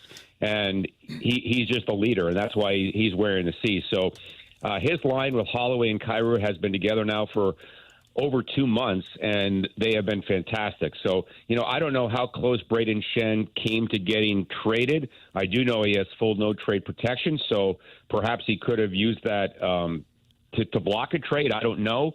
But I'm really happy personally that he didn't get traded. I think he's obviously a big part of this team. John, one of the things that we'll discuss with the guys who played, who join us here, whether it be Vitale, whether it be Rivers, is the value of playoff experience. So even if the Blues weren't to go deep, a number of guys, because the organization hasn't been there since that Avs series 3 years ago, would get that experience. And oftentimes that helps lay the foundation for a team when those guys begin to mature to have the experience to go deeper into the Stanley Cup playoffs. In your tenure as a broadcaster, both at the Blues and then also the Avs, have you seen that be an intangible that actually plays a role in a team when they do mature, actually have playoff success? Yeah, Tim, the one thing to me that sort of sticks out over the years and it really applies to the Blues as well, is teams that go deep and win sometimes have to get rid of the scar tissue with some tough losses and some tough playoff losses. And that certainly was the case for the Blues in the teens, losing to L.A. and Chicago those years, going to the third round in 16. They had a lot of scar tissue going into 19, and obviously it came together and they won. I think that is an issue. But you look at this Blues team, and I'm excited if they do get in. I think that they could do some damage, and I say that because, number one, they have a championship-caliber goaltender who's a big money goalie, as we know. But the main reason I say that is their defense. They have people like Fowler, Leddy, Falk, Parayko, Suter, all guys that have played either over 1,000 games or close to 1,000 games. They're going to have the most experienced defense in the playoffs, and they have Binnington in goal. Now, the question, if they get in, can they score enough goals to beat the top teams? But I really like the experience they have on defense and Binnington in goal. When you're in Nashville, do you hit the country music bar scene pretty hard there on Broadway? Good question. I've been known to do that before. Have you? Yeah, I love country music, and the live country music down here is fantastic. But, I was a good doobie last night. We have a big game tonight, so you got to watch yourself, guys. You got to pick your spots, right? I guess you do. Doug, John's Even got an the morning skate, Irishman too. on St. Patrick's Day. Look at the discipline we're seeing here. That's a little appalling, honestly. I feel like Cam Jansen, Joey Vitale, probably not that disciplined if I had to guess. I don't know.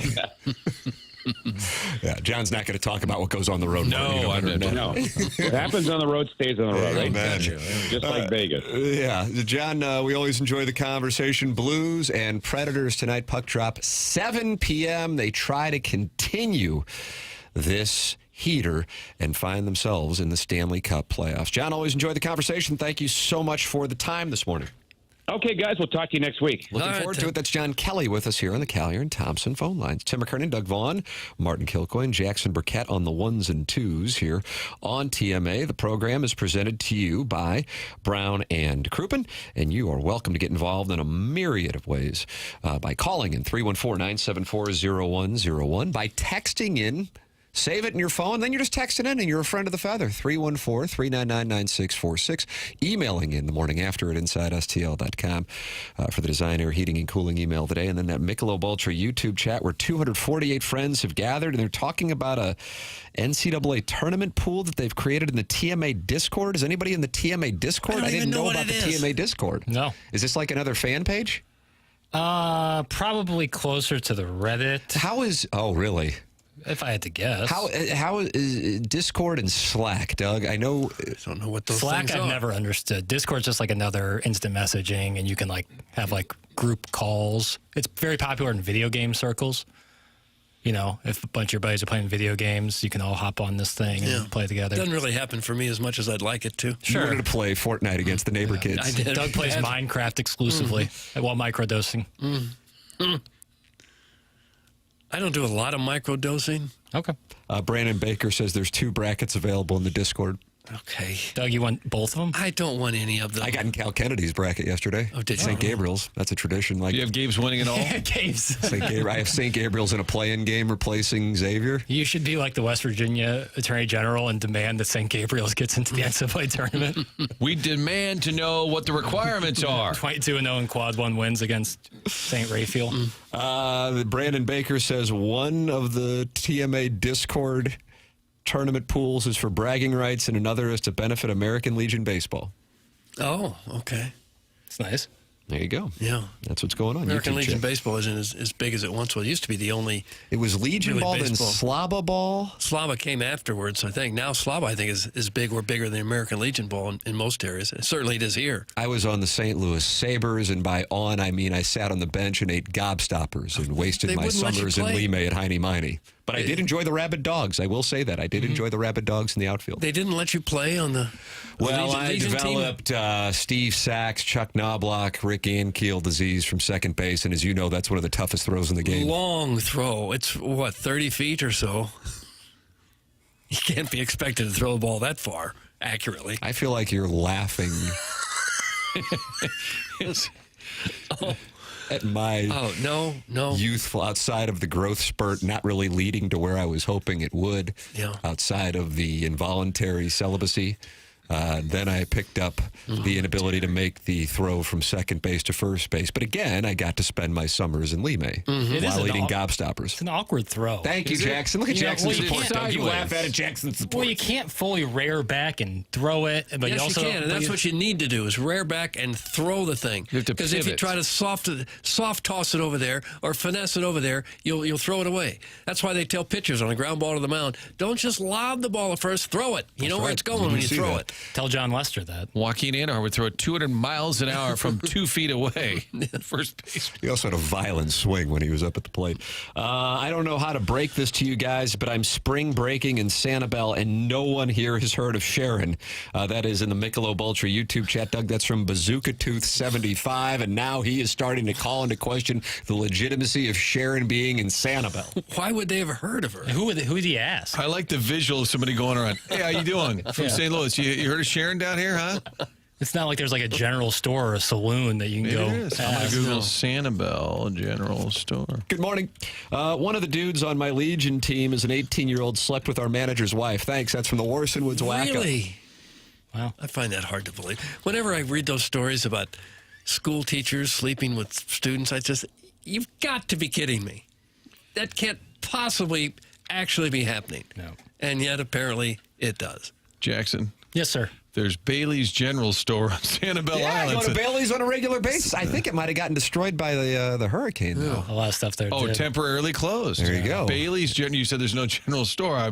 Maybe our listeners are outside the general store. But I don't know if it's like a town square where I'm kidding. You go ask, Floyd the Barber, right? You've seen Sharon, like a gazebo at the community Floyd park. the Barber, DBA, Bazooka Tooth 75, and the Michelob Ultra YouTube chat, youtube.com/TMASTL. Jackson, our entire company is on Slack. It's very useful. It's corporate-wide instant messenger. What is so difficult for Libby Lunardi to understand about it? That's from Eric in the Central West. But there's like channels and like.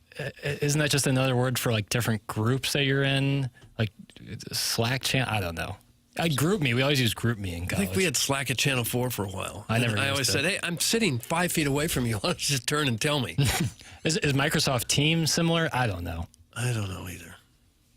I don't think so. Microsoft Teams is like Zoom. Okay, got it. I'm open to joining. I prefer when I'm interacting with people that we're using our real names. Well, that's going to be a tall task. Okay, I guess I'm out then, Doug.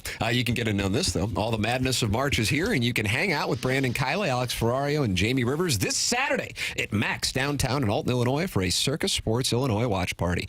Come enjoy great food, cold drinks, prize giveaways, and nonstop basketball action. Plus, download the Circus Sports Illinois app and get in on the games while watching it all unfold live. It's all happening this Saturday from 6 p.m. to 8 p.m. with BK, Alex, and Rivs at Max downtown in Alton, Illinois with Circus Sports. Get more details at 101ESPN.com. It happened, Doug. The coach's wife was, and then he gives the names of the people involved. Oh, gosh. Boy. Ryan was the first name. I don't know if you know him. Coach would always party with us, and, well, cocaine led to MILF action. That's from the Warson Woods Wacko, who declared yesterday that Jackson was the Antichrist. How old are the kids involved? We got cocaine in the middle of this? Yeah, it's getting worse every time he writes in something. Wow. That's obviously a matter of And opinion. this was high school age? Ryan in Breezy Point. What's up, Ryan? I think my favorite is the guy said, you want me to come down there, Mike? He does not want me to come down there. I think it was on one of his last days on WFAN, and this guy was a big fan. He wanted to come down. He just seemed so earnest. Didn't the guy say, hey, you want to come down there, Mike? Like if you'd met him. Hey, I want to ask you a big favor. How about I come up to the station on Friday? Could I come up and meet you? No. Cut it out right there. Come up to meet you. So excited. And just swatted down, kind of like Larry Nickel did to Doug. Email into the program the morning after at InsideSTL.com. Text into the program. Save it in your phone. The Air Comfort Service text line 314-399-9646. And then you can get in that YouTube chat and talk it over with the friends. 260 are now in there, Doug. Really? Yeah, they want to get in on that Discord. YouTube.com/TMASTL. And I see Chairman Kurtz in there talking it over with the people. Good conversation this morning, Chairman? I had to swat away some slander on my name in there. But no. Pretty good. He claims it was just a poorly worded sentence, but So Jackson has been slandered, and now Chairman Kurt has been slandered. That's right. Slander, I don't. Would that be libel? Did you write it? Either way. Slander semantics. is the oral, and libel is the written? Yeah. Could I sue Tim for slander for saying it? Oh, that's interesting. Take them all down. 222-222-222. Well, you can't, got to shoot the score. Bucks on net. Yeah, peas on ends.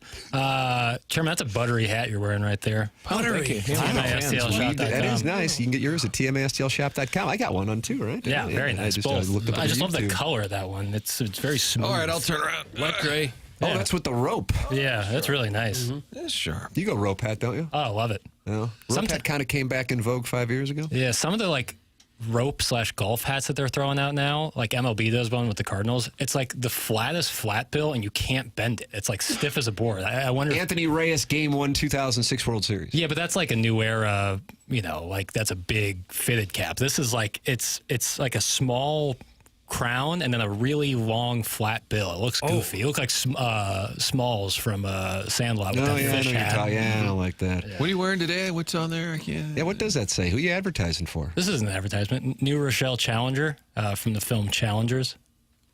And that's the one where the two guys hook up with the girl in tennis? Yeah. Oh. Yeah, this was a golf tournament, tennis tournament. Is that some movie Yola you got? Not Yola. Like a screening? They're not paying me. I wish. Luca Guadagnino. But no, this is the tennis tournament which they play in the movie Challengers. So it's some movie merch. Okay. Movie merch. My word. How long ago did that movie come out? It came out in 2024, about a year ago. Oh, did it? Yeah, spring 2024. How about, I don't have budget. I got box office. They don't have budget. The budget is just whatever the studio says. Like I know it's not accurate. It's like that celebrity net worth. Okay, budget on Challengers. I got it. Expensive lead actress, so I'll say $22 million. $55 million. Wow. Box office 96. Wow. Still worth it. Yeah. Oh, absolutely. The movie's awesome. Is it? Mm-hmm. Teams is a communication chat app, but has video conferencing options. It's from the 618. We have that at the 2 Fox. It's more of a messaging thing. And the sports guys are the worst. They'll forget something. They're like, well, it was in your Teams. And we're like, oh, crap. After about 2 years, Charlie goes, do I have a Teams account? I'm like, dude, they've been messaging you like 100 straight days. I was listening to some TMA all day, and there was something, I think it was the guy who would always call and say, tell him good luck. And Charlie said after like 5 years of working at Fox 2 that he had never set up his voicemail at his office. Rope hats are like needlepoint belts. They're so dumb, but alas, of course, Libby Lunardi loves them. That's from Eric in the Central West End. He just doesn't like anything you like. Yeah, it's such a pleasant thing.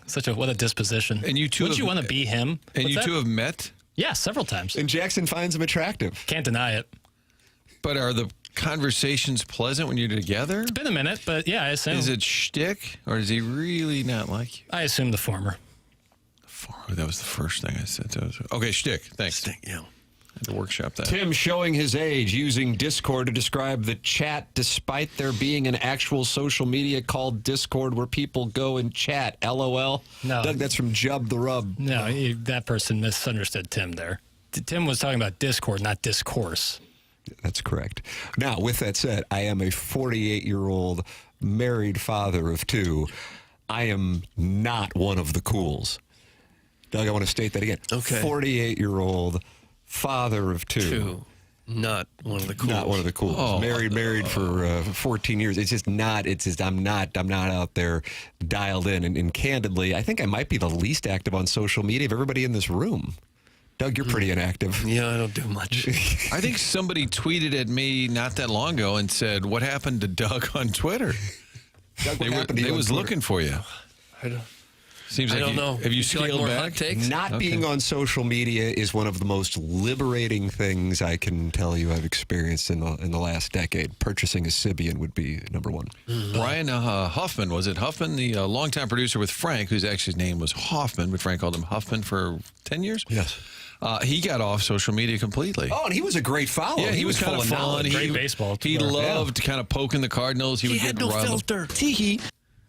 He would say anything. And he told me, he said, I just couldn't do it anymore, and it was taking up too much time, and it was just too toxic. And I think he has found it to be rather liberating. Yeah, like for like me and Brian when he was working, like you kind of have to be able to follow this stuff and do kind of what we do. I just retweet whatever Jackson and Chairman Kurt send out there. For sure. Or collaborate on Instagram. But for like producing wise, like you kind of have to be to know what's going on. But it's like as soon as I'm not doing this anymore, wow, he's counting the days down. Our producer before Jackson Martin was a gentleman by the name Gangster Pete. I believe he was on Joe Buck's Mount Rushmore of TMA producers last Friday. Yeah.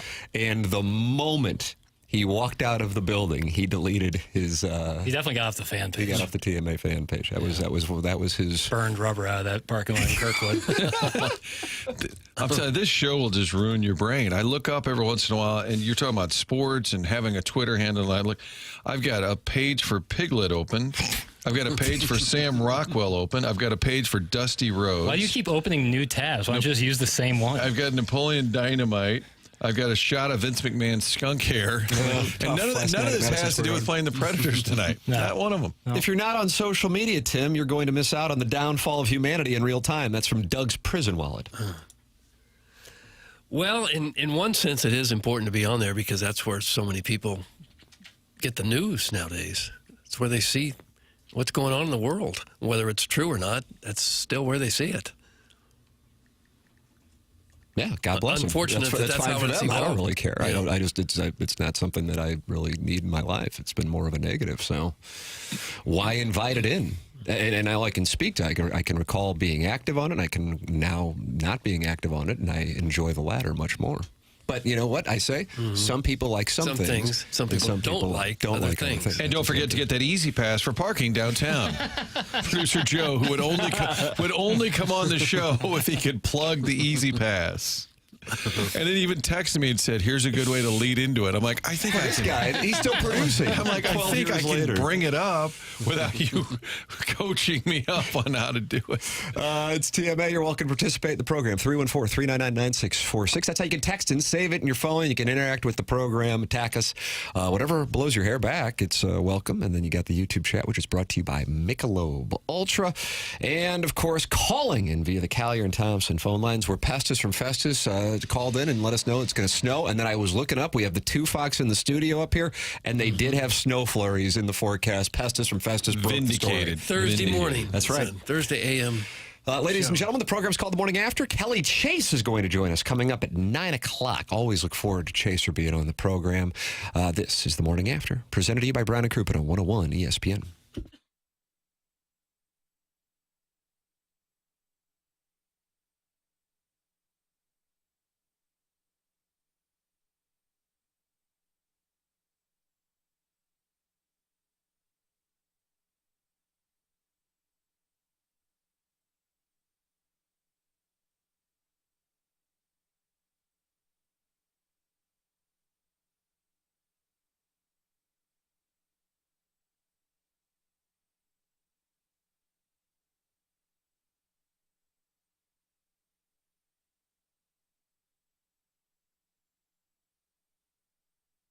Hey, some people call it Snooks. I call it Schnooks. Stop by your neighborhood friendly Schnooks. And not only are you buying groceries, you're saving money. You're saving money on 2,300 different items throughout the store. They got together and said, we get it. Grocery prices are going up. It's the supplier, and they're doing their best to keep the prices down themselves. So when you walk into the store, you'll notice all around every aisle there are items marked down, 2,300 items all told. That includes the Jackson Stoke Cold Brew coffee. That's on this morning, Martin. Did you? Stoke Cold got Brew? it from Schnooks. You did. Look at you. Schnooks is bound to have lowered prices on something on your grocery list. You can also check out the digital shelf tags around the store, find tons more items, all with lower prices. You already have a Schnooks in your neighborhood. You know it's the friendliest store in town. Now it's a store saving you money during these tough times while grocery shopping. Everyday savings you can count on at your local Schnooks. New lower prices every day on 2,300 items.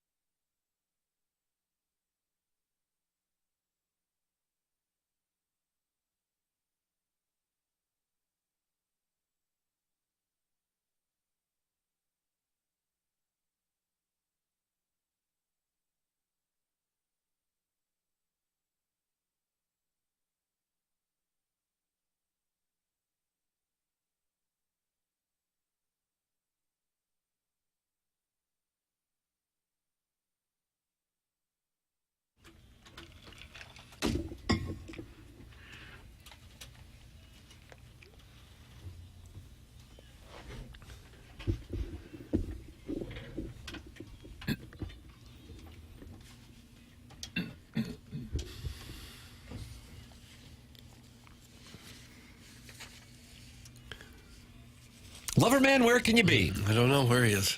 Text in, Loverman. It's TMA. It's presented to you by Brown & Crouppen, Fisher Window and Door Store. Sponsor of our 8 o'clock hour, and Kelly Chase going to be with us coming up here in, Doug, I'll tell you 8 minutes. Okay. And I always love talking it over with Chaser. Well, sure, we all do. Yeah. I mean, the guy can tell a story like nobody's Yes, he business. can. That's what I would tell you. Guys, I'm not from Festus, but this show inspired me to eat a salad yesterday, and that's a true story. And I want to let you know it was nice. That's from the 636. Somebody texted in, maybe? Might have been an email. Email? Yeah. And demanded that the listeners from Festus eat salads? Have you guys ever heard? I saw it the other day at the grocery store. Ham salad. You ever seen ham salad? Little bits of ham in a salad? No, it's like it looks like blended ham and mayonnaise. Yeah, well, I mean it's like chicken salad, but it's Right. ham salad. For some reason, though, ham salad just It looked doesn't like cat food. Yeah, it's. Do you like ham salad? Put it up on the poll there, KG. Yeah, if someone likes it, I'd like to hear. Chairman's going to pass on it. Put it up on the board. He's got his arms full. What's the problem? Is this YouTube chat?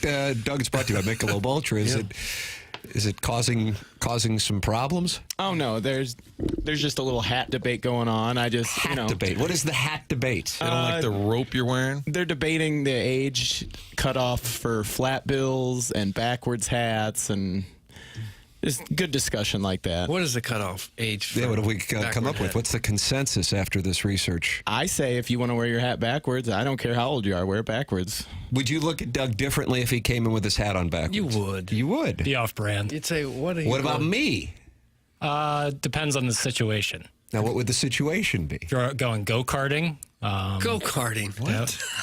Yeah, well, your hat would fall What made off you think otherwise. go-karting? Why would it fall off otherwise? The wind. Have you ever been on a go-kart? Yes. Every year, for my son's birthday, he wants to go to Swing Around Fun Town. Ooh, little boats. And that would fall into the category of go-karting, Yeah. would it not? Yes. So that, if it's Kind of really... sad when Tim doesn't get to go on the ride because, the height thing and all that. Unbelievable. That's low-hanging fruit, Mom. Oh, KG, part of the Thank you, alliance. Chairman. I got to tell you, the alliance has got even closer right there. Really windy on the driving range. It's a good time to go hat backwards. Similar reasoning.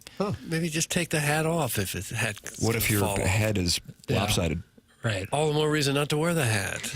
Don't the pro golfers go backwards hat when it's raining real hard too? They don't want to so that trip the up? water doesn't fall in their eyes. That's another scenario. Good I call think there, those are all, Chairman. pragmatic, but fashion-wise. Like, I don't like the Dan Quinn look. The guy on foul territory does it. It kind of affects my enjoyment of the video. With an MLB fitted cap going hat backwards is bad luck. Flat bills are never the play unless you're drinking a Monster Energy, have your eyebrow pierced, and are wearing an Ed Hardy T-shirt. Doug, that's from I'm a Bad Boy and I'm Testing Things. The move that's the is look. getting a flat bill and then having the store bend it so that it looks good. Having the Bend it your store own darn bend it. self. Well, because you have to steam it. Like for the true flat Things bills. in Ladue are so different than they are in really Tam are. I'm Avenue. telling you, no. Steam it? Yes, if it's like a true flat bill, like a new era flat bill, you gotta like steam the bill and then like wrap it around a water bottle with a rubber band to get it to for actually heaven's bend. I'm sake. serious. You don't want that point. You don't want it to come Right, to- exactly. yeah. You got like a teepee on your head. But were they coming after you, KG, in the hat you're wearing? No, I think it was just a hat discussion kind of in general. My hat kind of spawned it, but yeah, it wasn't directed. You got a at nice me. hat, bro. Thank you. Yeah. And as a former flat biller, I think it is kind of passe, but some people... Shot at Anthony Reyes out of nowhere again. Second straight segment. Well, he got a great win against Justin Verlander in 2006. He can wear whatever he wants. That's what I For a say. while, people were wearing the flat bills and they'd keep the sticker on the hat. Remember those days? Yeah, that was tough. Mount Rushmore of Cardinals to wear number 23. Ted Simmons. D. Freeze all Bernard day. Gilkey. Marcell Ozuna. It's pretty He good. misjudged a fly ball, but at least climbed the wall to the delight of the opposite team in the bullpen as they giggled like schoolgirls when he fell off the wall and the ball fell in front of him. You see Altuve do something similar against the Cardinals? In fairness, at least he was a second baseman up until the spring, or somehow Ozuna won a gold glove the year before. Attention business owners, did you know fire codes require your company's fire alarm system to be inspected and maintained by a certified fire alarm service provider? It's not about compliance. It's about protecting your your employees, your customers, and your property. And that's where EDF Group's Fire and Security Division comes in, proudly serving St. Louis and beyond. EDF Fire and Security specialize in keeping businesses safe and secure. From expert fire alarm inspections to advanced commercial security systems, they've got you covered. And it doesn't stop there. With 24/7 fire alarm and security monitoring, you'll have peace of mind knowing your business is protected every hour of the day. Don't wait until it's too late. Call EDF Group's Fire and Security Division today and let them help you stay compliant, secure, and safe. Visit the edfgroup.com or call 314-993-8053 to learn more. EDF Group, your partner in fire safety and security. Kelly Chase joining us in a matter of moments here on The Morning After, presented to you by Brown and Crouppen. This is TMA on 101 ESPN and the TMA STL YouTube channel.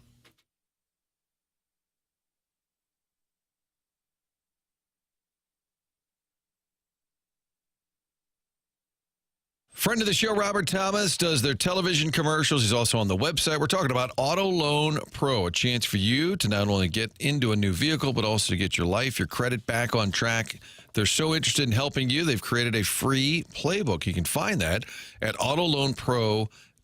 Check out the website, download the free playbook, learn how it all works when it comes to accumulating your credit and your ability to buy a car. Auto Loan Pro works with over 50 lenders. They're going to get you the best financing available. There is one thing to know. Choose the Auto Loan Pro. Anyone can sell you a car. It takes pro to do it right. Make sure you go online, download the free playbook. Bob Thomas right there on the website as well. In the market for a new car, no matter what your credit is, Auto Loan Pro is going to help you get into a new vehicle. Auto Loan Pro is part of the Lita family.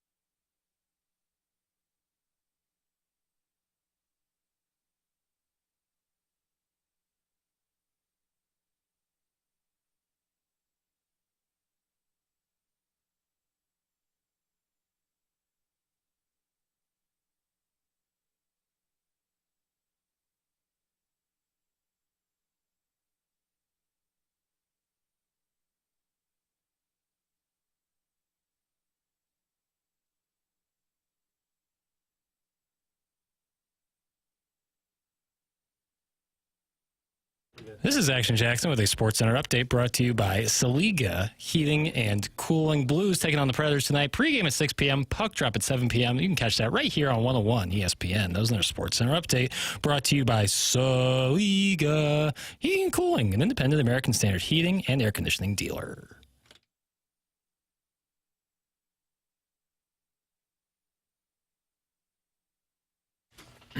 It's the morning after 101 ESPN. Mark Hanna, sponsor of the 9 o'clock hour on TMA. He's online at evergreenstl.com. And if you would like to talk to him, it's a phone call that'll make you feel better about the world. 314-889-0503. Doug, you've described him as a life Sherpa who can guide you through the mountainous terrain of something or other. Life, that's right. Yeah, he really is a great guy, and everybody needs a financial advisor. 314-889-0503 or go online at evergreenstl.com. Can't say enough good things about him. I really can't. I've gotten to know him over the last 7-8 years. Think the world of him. I'm telling you, go back to my 20s.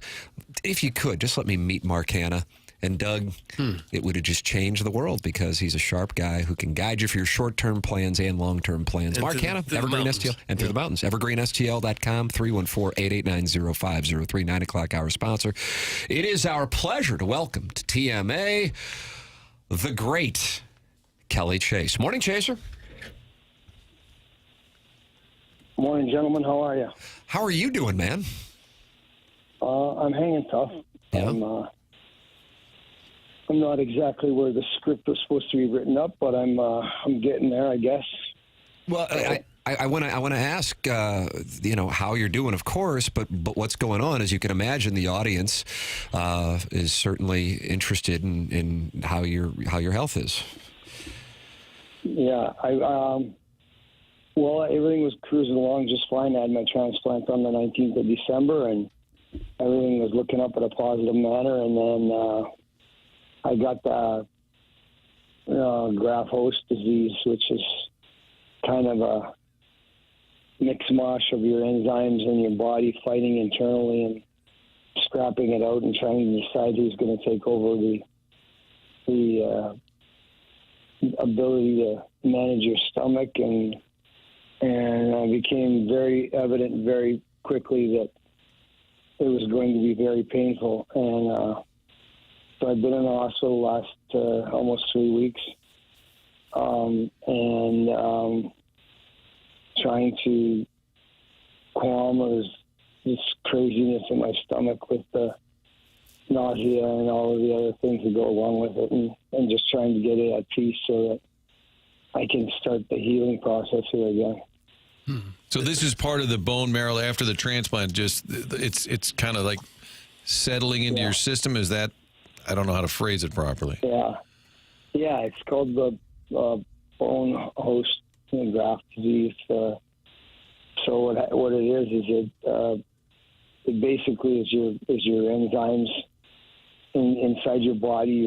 You're fighting off my brothers, and they're trying to find an equal footing to kind of get along. And if you know anything about me and my brother, that could take some time. But it's been a real battle, to be honest with you. I've probably lost 40 pounds and just had some tricks and some things that have gone wrong with it. And so trying to battle through it and get myself in a position where every day gets a little stronger and you feel a little bit better and you can keep food down and you don't have the same sort of lack of energy. And so with the big cancer game coming up on the 5th, no more motivation than that to try and get myself strong enough so that I can be a part of it. Tell us more about that game. Who else coming in? Well, Doug, I'll be there. So if, that's a good start. Power skating at its best with figure skates on. You'll see it there. We reached out to a different cast of alumni this time. I think we try to bring in guys that people haven't seen in the past and try and say, wow, there's last year Shanny and whoever, and this year maybe Scotty Young and different guys that you hadn't seen for. Mark Bergevin's going to play. Al Prongs, Walt, all those guys will be on the bench. Holly Quenzel will be back. I've asked Johnny Elway, who's a friend of mine, if he'd come in and coach. John thinks he's going to be able to make it. Turks Bentley's going to play in the game again.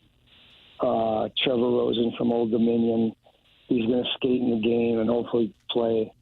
I've got my buddy Dave Coulier coming back. Chelios is playing, him and Belfort for Chicago.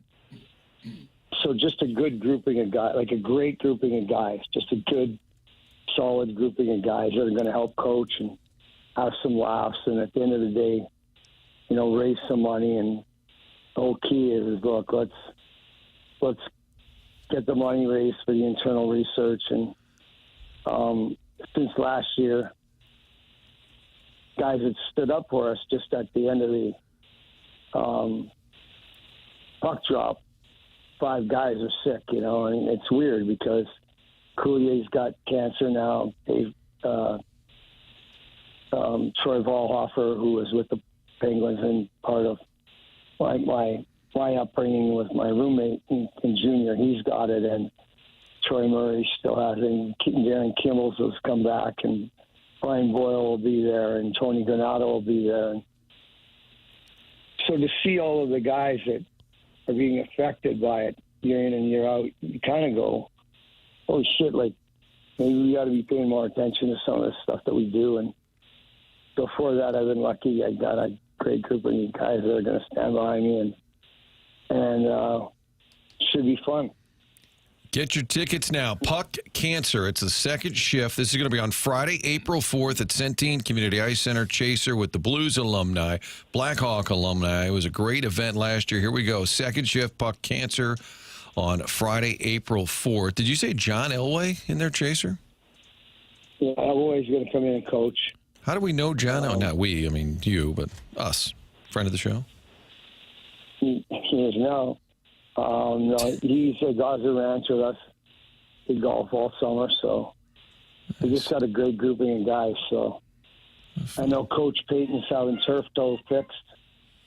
So he was whining a little bit about not being able to fly, but if Elway comes and brings his plane, well, maybe I can trick Coach into jumping on that plane, and it won't be any whining and getting Coach back. You have to make these. You make these arrangements while you're there in the hospital bed. You on the phone all day doing this. Oh yeah, I talked Billy Bush into playing the other day. He was getting a little smart with me, and I said, "Well, why aren't you playing?" He goes, "The Bushman can play. Bushman's up for it." I said, "Okay, well, we'll see." So then he's been calling around trying to get out of it with certain guys. He's been cutting them off at the pass. So I don't know whether Billy will play or coach or not. I know he has I know there's something important in his family or the funeral or something. So whether he makes it or not, I'm not positive, but I do know that he is a hockey player and he has shot his mouth off in the past. Well, playing now, J.J. Watt, on the other hand, he has his wife's coach's reunion. Otherwise, he was going to play in it. And he goes, "I'm actually disappointed you never asked me to skate." I said, "If you read the text, I did ask you to skate. But I said it's more likely that you just want to be on the coaching side of it, whereas not to get hurt by one of the hockey players." So, J.J. Watt. just setting it up for next season. Unbelievable. And how about your visitor list on a daily basis? I know Monty's been there a bunch, and Gretzky. And are you still having a parade of visitors? Probably more than they want you to have. Probably more than they want me to have. And anytime, like, I want to go on a phone call or if I want to, like, do an interview with you guys, they just turn one of these bloody machines on and they beep all damn day. and then it's their cue to just, hey, we don't want them on the machine. We could shut this machine off. That's how you could help. Thank you. barking out orders. Now, normally we would mock that in the background there, but of course, situation being what it is, and I figured I knew Chaser at some point was going to punch the machine or get something done to it. Just about had it. Just about had it. And the funny thing is like, no, not 3 minutes before you called, I said, hey, I'm going to do an interview in here, so if we could just clear the deck outside and just make sure that this thing doesn't go off, that'd be a great sign. He could just keep the people away just for 3 minutes, and we got the sign done, or we got the interview done. That would be a fantastic way to just, help me out here. No. If you got any good long questions you guys want to ask? This would be the chance here. I only asked for 15 minutes so I could do a radio interview, and it just kept beeping away. Oh, it's all right. It's all right. Hey, are you passing the time? Let me see if I can lengthen this, Tim. Nice. The National Hockey League is a hockey conference with a number of teams. One of them includes the St. Louis Blues, who were I could do like a Jay Randolph Sr. Well, the Blues started in the late 60s, of course, played at the old barn, and then we get to Chaser, number 39. And then we ask him, what do you think of the current squad? Are you enjoying the team right now, the rise? You somehow forgot to talk about the Solomons and you left out the Solomons. Oh, the Solomons, yeah. Almost moved to Saskatoon. Remember the bumper stickers around town? Where the hell is Saskatoon? And then years later, we'd get Braden Shen was from the Sasky. Yeah. Oh, it all goes back to the Sasky boys stick together. Chaser knows that. Have you been enjoying the current push by the team? No, I have been. I mean, I think they've been playing really well, and on top of it all, the core that needed to stay here to teach anybody, kind of the core that, is most important to what you want in St. Louis hockey. Like, it's like,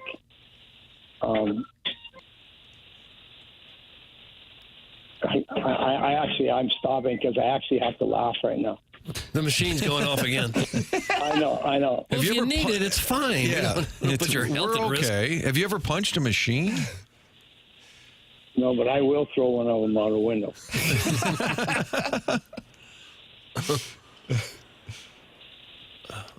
I think you got it. I'll actually put this on pause. What's that machine doing? What's it supposed to be doing? Just keeping my heart going. That's all, Doug. Oh, okay. I just want to make sure that it's not absolutely vital. Don't turn it off. Well, I think this show should be the priority, clearly. Listen, you know what? No, everybody's been great here, and we're pulling out needles now. This one's probably sedate me so that I don't say any more shit. About them on the air. But, now we hear the nurse. Yeah.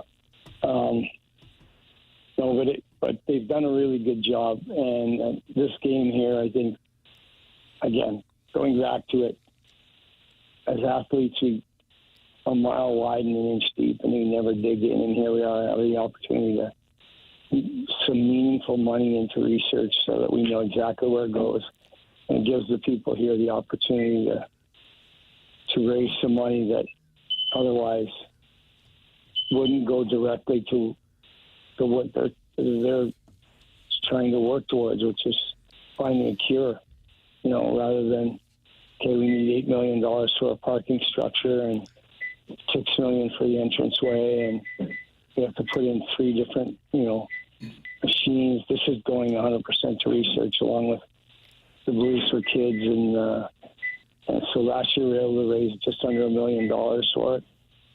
And we expect that trend to continue this year. Nice. Well, and last year you're out there skating. We want to see you skating this year, too. You got to get out of there and get the skates on. But I'm going to do everything I can to put a pair of skates on and make at least one shift. Yeah. But this one's going to be a little bit of a harder battle.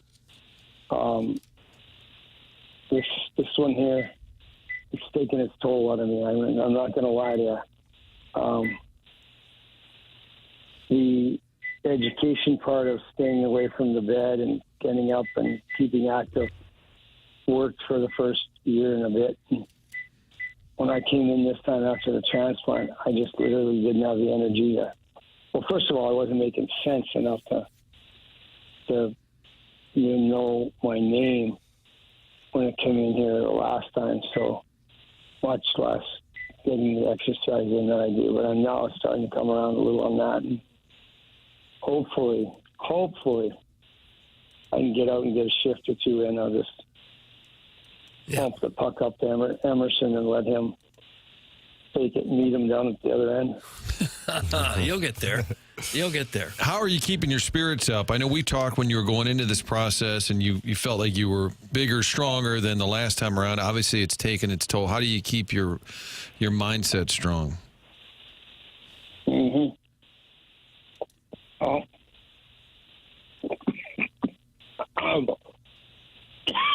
I choke on water. It's funny because you don't really know what's around the corner a little bit, you know. So what I was prepared for last time was, I think I was prepared to a point of it, and then with the grab host, I was nowhere near where I needed to be as far as physically strong enough to be able to adapt to what was coming on to me, because I was so sick. I was just sick beyond compare, and I, you know, it's almost disgusting, but it's almost like true circle. My poor kid here, he says, "Want to go for a walk, Dad?" I said, "Sure." I get out in the hallway and I stand there for a second. I said, "Oh, I got to go to the bathroom." And you just lose complete control of your bodily functions, so you're completely sick, imagine in every way possible. And you can just stand there and he looks at you and he's like, "What do I need to do, Dad?" I said, "I guess you need to grab me a couple blankets, buddy." And I turn around, walk back into the room and spend the next 45 minutes cleaning up. And the end of the day, so you ask the strength of the fight, or, you know, you can be as strong and as powerful as you want, but when it takes away your ability to function internally, it really knocks the heck out of you, and that's when you got to go, "Oh, I may have bit off more than I can chew. This is no joke this time." So for all those folks that have it, I understand why they're tied to the bed as much as they are, and the ones that are trying to get over it, just keep battling, because you do get to the other side of it, I think, and it just has to be a little bit of a process there where you just kind of try and hold your own, and if you can, you know, do that, the adversity part of it that you're facing that's probably the hardest part of it. Blues Blackhawks alumni coming together, helping Chaser out to raise money for Siteman Cancer Center. Again, it's Puck Cancer, second shift, such a big hit last year. April 4th this year, that's a Friday night at Centene Community Ice Center to get your tickets to support the cause. Great night of hockey and fun. And when you get the hockey guys together, when they play, when they're current players, they tell great stories. And then when they're alumni, even more fun to get the group together. I had Belfour on the radio last year. He was great. So I think Blues fans might be surprised. So it's a fun night. If you can, get involved. $50 for a ticket. You want to do the VIP where you're hanging with all these great players. That's $500. Last year it sold out. So get those tickets now. Friday, April 4th. Yeah, well, I appreciate it, you guys. And I got to tell you, last year was so much fun. So many different things happened that we were like, just spur of the moment stuff, you know, like Garth just running out into the crowd and just taking pictures with everybody. We hope he comes back. We're hoping to have him. He hasn't said much yet. And I love the guy to death. And Dirk singing and the pipers and all of the things that went on with the game, I think made it special. But I think the community of St. Louis is what's a game changer, to be honest with you. The community of St. Louis and the way they treat people and the way that they the way that they integrate people into their like take people in. You see the players from out of town come in and go, is this like all the time? And we're like, every time we do an event. So, we have a tendency of just bringing more and more people. And, that event probably spurred 6 or 7 former players saying, hey, I'm considering coming back to St. Louis when I retire. And they're all off that 19 team, which won the cup. Now, you can't ask for a better representation of your city than to know that you had that group of guys that cared so much about this team, won the cup here, and the fans cared that much about them that they would consider making St. Louis their home. So that's a real feather in your guys' cap.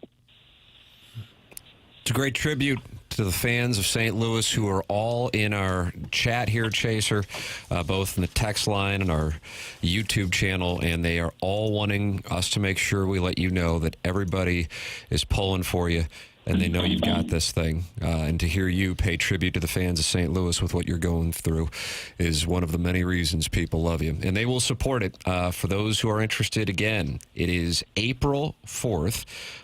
Kelly Chase and Puck Cancer, 7 p.m., Centene Community Center. Last year's game raised over $700,000 for Siteman Cancer Center, and we're doing it again on April 4th at Centene Center, and you can buy your tickets right now to support Kelly Chase and Puck Cancer. Chaser, it's always great to talk it over with you. Thank you so much, man, for joining us, considering everything that you're going through, and we will continue to promote the event throughout the day here on TMA and 101 ESPN. Thanks, you guys. I would always get the support from you guys, and I always appreciate it, and I think sometimes it goes unnoticed, but I want you to know I really do appreciate it, and I'm grateful. Thanks. Thank you, Chaser. Thank you. We're all praying for you, and you can turn that machine back on now if you'd like. Yeah, no sense. I'll wait for the next call. Okay. It's Kelly Chase with us here on the Callier and Thompson phone lines, talking it over on 101 ESPN. I should point out the tickets are at NHL.com/Blues. So it's basically the Blues NHL site. It's real simple. If you go on there, you can click and buy the tickets. Yep, that's correct. StLouisBlues.com is where you can see them. And you will see it on the front page. What is it? 5 down on the headlines. Puck Cancer second shift alumni game set for April 4th. And there you will find the link to buy the tickets. You are welcome to express your thoughts. Many are doing so. 314-399-9646. You're also welcome to call in, 314-974-0101.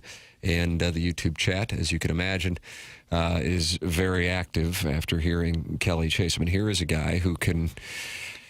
you can tell he's drained of energy from what he is experiencing, and he still is able to poetically convey his love and appreciation for the fans of St. Louis and how much that support that they gave for the first one moved guys who were on that 2019 team to go, man, maybe I want to come here and live here year-round with seeing the support from the community like this. Mm-hmm. Yeah, I was at that game. It was packed. It was packed. Between one of the periods, Dirk Bentley went out to center ice and played Drunk on a Plane all by himself, just with the guitar.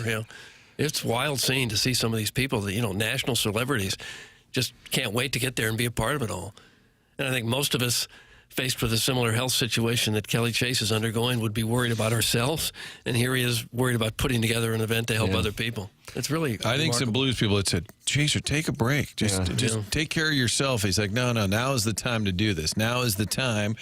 And he's friends with John Elway, and he's texting J.J. Watt. I mean, he knows everybody. It's unbelievable. He's a machine. I do not know Chaser, nor have we ever met. but hearing the fight in his voice resonates on a very personal level. Wasn't ever expecting to have tears in my eyes listening to this stupid show, but here we are. Keep fighting, man. You're an inspiration to anyone who is battling cancer and anyone who has been affected by it. That's from Eric in the Central West End. Where can I send a donation? I live in Naples, Florida, and I will not be able to make it. That is from the 314. Yeah, we ought to get, I'll text and see if we can get a link so people who aren't in the area or won't be able to be there on April 4th can make a donation, because that's what this thing is all about. It's amazing how somebody who has been outgoing, as tough as Kelly Chase, can also be completely honest and vulnerable. He is a true man. That is from the 314. Kelly Chase is an inspiration. He played with passion, lives his life with passion for our community, and that's why we love him. That's from the 314. Keep fighting a good fight, Chaser. That's from the 618. Chaser fought Probert and Grimson and Twist. Cancer doesn't stand an effing chance. That's from John Lithgow's Harry Henderson. So all kinds of texts of support coming in for Kelly Chase and appreciation for who he is and what he is attempting to do, even though you can hear in his voice what he himself is battling, and yet he is the one who is leading the charge for this event on April 4th. I will work to get a link for where people can donate if they cannot be in attendance. But if you can be in attendance, go to stlouisblues.com. You will click the link on the headlines, and that will have the link for the tickets April 4th at the Centene Center. It is Puck Cancer, and some big-time celebrities and, of course, alumni of the Blues and Blackhawks will be in attendance. It is 9:28 in St. Louis. Tim McKernan, Doug Vaughn, Martin Kilcoyne, Jackson Burkett, Chairman Kurt with you. This is TMA 101 ESPN.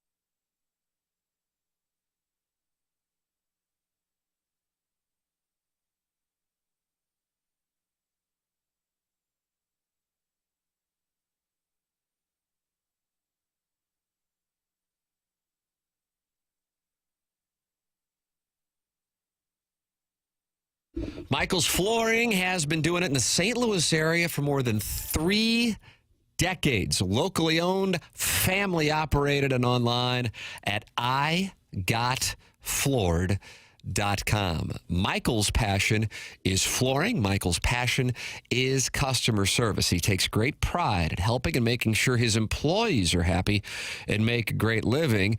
And that is why, again, he's making sure he gets the best carpet installers and giving them $7 a square yard, which is awesome compensation in this industry. Michael's, they have it all, but carpet is awesome, and it's back in style. They have so many varieties of all flooring and have 3 easy-to-get-to locations in St. Louis: Creve Coeur, Darden Prairie, and St. Peter's. Come see why people are loving getting floored by Michael. Make sure you visit them online at igotfloored.com.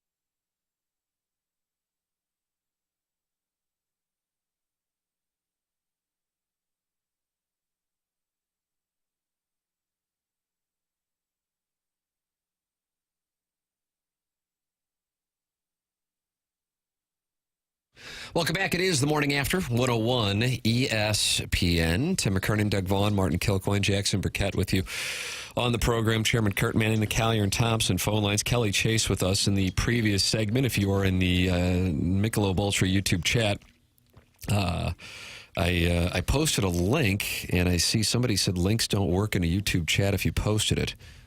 Huh. That's interesting. Then I will give you the link. Jesse Kiowski, who has handled the marketing and promotions for TMA ever since we got to Hubbard 3 years ago, sent me the link. It's stlbluesalumni.com. I'll tweet that as well from the team. stlbluesalumni.com, and there is a button you can click at the top of the page that says Contribute Now. So for those of you who, after hearing Kelly Chase, want to make a donation, but you're not able to be at the game on April 4th, stlbluesalumni.com is where you can go. Okay. I've already got my tickets. I've had them for a while. Is that right? It's a fun night. Friday, it really April is. 4th. Yeah. Well, we need to do that for him. Amen. The whole city needs to get around and sell that place out. For all he's done for St. Louis, yeah, it's the least we can do. And his love for St. Louis, which he conveyed at the end of that conversation. So I just typed it without the link in the YouTube chat. It's stlbluesalumni.com. That is where you can go to make a donation. Because a lot of people want to donate, but they just don't live in the St. Louis area, or they're not going to be able to make it. You are welcome to give your thoughts. 314-399-9646. That's how you can text into the program. You are also welcome to call in or email in for our Design Air Heating and Cooling email of the day, the morning after, at InsideSTL.com. Design Air, sponsor of our email of the day. Martin, you're a client just like Doug and I are. St. Louis-based business, and that's been true since 1904. I mention this because it's such an important factor. When you talk about a St. Louis-based company, did they get bought out? Out-of-town company, but they keep the name the same. Well, that's not true with Design Air. It's still family-owned and operated. Seth Goldcamp's family, now a fourth-generation family-owned St. Louis business for all your HVAC needs year-round, whether it's furnished in wintertime, air conditioning, summertime, and really right now the weather is just all over the place. But it's a good time to start thinking ahead. Get a tune-up of that AC unit before it's running nonstop. You can sign up online at DesignAirService.com for all your HVAC needs year-round. Support the sponsors. In fact, Design Air, the longest running sponsor of TMA. They bring you the email of the day. That's a buck swope vehicle many days, but not all the time. Not all the time. DesignerService.com is the website for a St. Louis-based business, longest running TMA sponsor. You roll it all together. Make sure for all your HVAC needs, it is Design Air. Doug, producer Joe, a guest on the program for Jackson's birthday, has just texted my phone and says, please tell the old man to vote on a draft date. I did. I said after. He said, you want to go before a certain date or after? No, there's a different poll he's sent out a few days ago. Tell the old man. Now, this league is off to a rough start. If this is how it's been around for a long time, and Joe runs a tight ship. He's cantankerous. You are an idiot. Oh, see there? Oh, tell Joe to get back to peddling those easy passes. Good grief. Yes, I'm a gentleman. I prefer a man to rub me down. Oh. So Joe needs you to know. The issue is you and email. Martin, if you were to take a look at it, Doug has 30,000 emails that he hasn't read on his phone. Yeah. They come nonstop. Do you have a it's junk? Like every website I've ever gone to, I get their product sent to me with email marketing. Sharper image. It never ends. Do you have a filter on there for the junk email where it can eliminate some of the unnecessary? Doug, I got a website for you. I won't give them a free plug, but I'll show you. You can go on there, type in your email address, and kind of choose by clicking boxes what you no longer want to subscribe to. Okay. Then try unsubscribing and then finding out the next day, oh, there's another email from the one I just unsubscribed. Doesn't tend to work. I have an email like dedicated for stuff exactly like that. Like I'm signing up for Brazzers. Brazzers, OnlyFans, Outback Rewards. You use the same email. Hey, it's your boy Jax.com. You just use that. Something like that where it's like it's meant to just flood it with nonsense. Yeah. That's what I have. I mean, hundreds a day. Hundreds. Well, so if somebody emails you, they're not going to be able to communicate with you. Yeah, text me, and I'll be sure to get it. If I don't start coughing here in the middle of it. In the search, I would say in the search engine, you just type in Joe Pelusi, Prod Joe, and see what comes up. If there's, well, yeah, 100. I can do that. But if you don't, if you never see it, you don't know it's there to type it up. Well, I'm saying now that he is I'll do it indicated. now. Oh, okay, sure I'm just saying now that he's told us this. I also would like to apologize, Tim, to Cardinal Nation.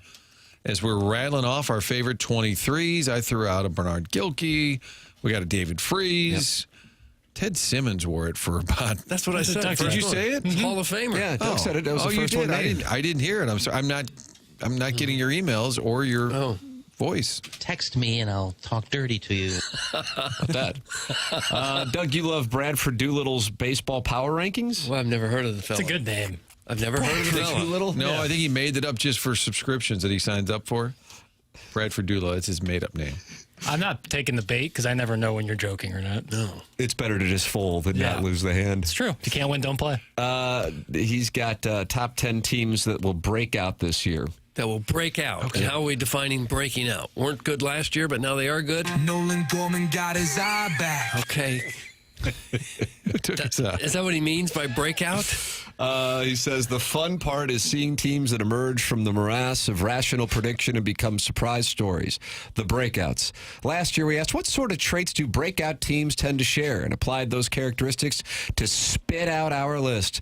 The approach worked okay. 2 of the 5 teams made major win leaps. The Mets and the Cardinals. The Red Sox improved in the win column but still landed at 500. Meanwhile, the Nationals and Pirates repeated their precise win totals from 2023. Well, at least none of the 5 we gave you got worse or collapsed. This year, we revamped our model using a simplified player-centric approach, namely, which teams have a lot of players who might break out. I don't really understand your question. Well, a player-centric approach to determining who are the best teams. Wow, this is really unique. Never been done before. He's actually considering what players are on the team for his poll. We also folded in this question, what would a breakout season for a team even mean? That was my question.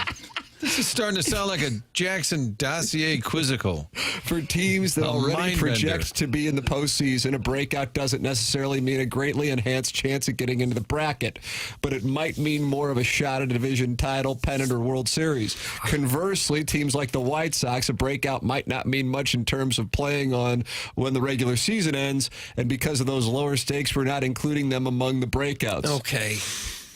2 types of team then seem built for this. Number 1, those that figure to use a lot of young players in important roles. And number 2, those with a number of key players coming off subpar seasons. Let's break down the breakouts. Hot takes. Gosh, this feels like a guy who took too many of those tests where a train leaves from this city going 100 miles an hour, Doug, and they go for 200 miles. What city are they now in? Right. I love it. Walt, do you want to fire? Obviously, I don't think he'd have brought this Shishawali poll up if the Cardinals hadn't been mentioned somewhere. That's correct. Nice read. Okay. Number 5. All right. Here is what Bradford Doolittle wrote. What an enigma. The 4th highest team collapse rate is the driving factor in the stability rating. What? I didn't understand any of that. This Doolittle fellow, I don't know about him. Which isn't the focus of this piece, but really stands out here. Stands out. So he created his own metric, and yet he's kind of amazed by the metric. Vaughn Index does that almost daily. Vaughn Index is accurate as heck. It's a little easier to follow. I just look at the NHL standings. And yet the Cardinals also have the 10th highest improve rate. Doug, you study improve rate. This is all nonsense. It's one guy making up stats. It's as if there are 2 different teams on one roster. Driving the happy part of this are breakout candidates Mason Wynn, Andre Palante, and Jordan Walker. In fact, Wynn's weighted breakout score makes him the 4th highest rated candidate in the majors. Stop it. It's got a weighted Quit it. breakout score. Quit doing this. Quit it. What about the A's, Doug? The A's are on there. Oh, okay, thank God. you. All right, now I'm all in. I'm all now in. you understand how it works. Are they number 1? Oh, my gosh. Listen to this guy. Martin, the Athletics, with no city name this year, are 7. Cardinals are 5. The A's did sign a few players, right? Signed some of their own guys to longer-term because I think they were contracts. facing litigation if they didn't. Yeah. All right, we'll sign them.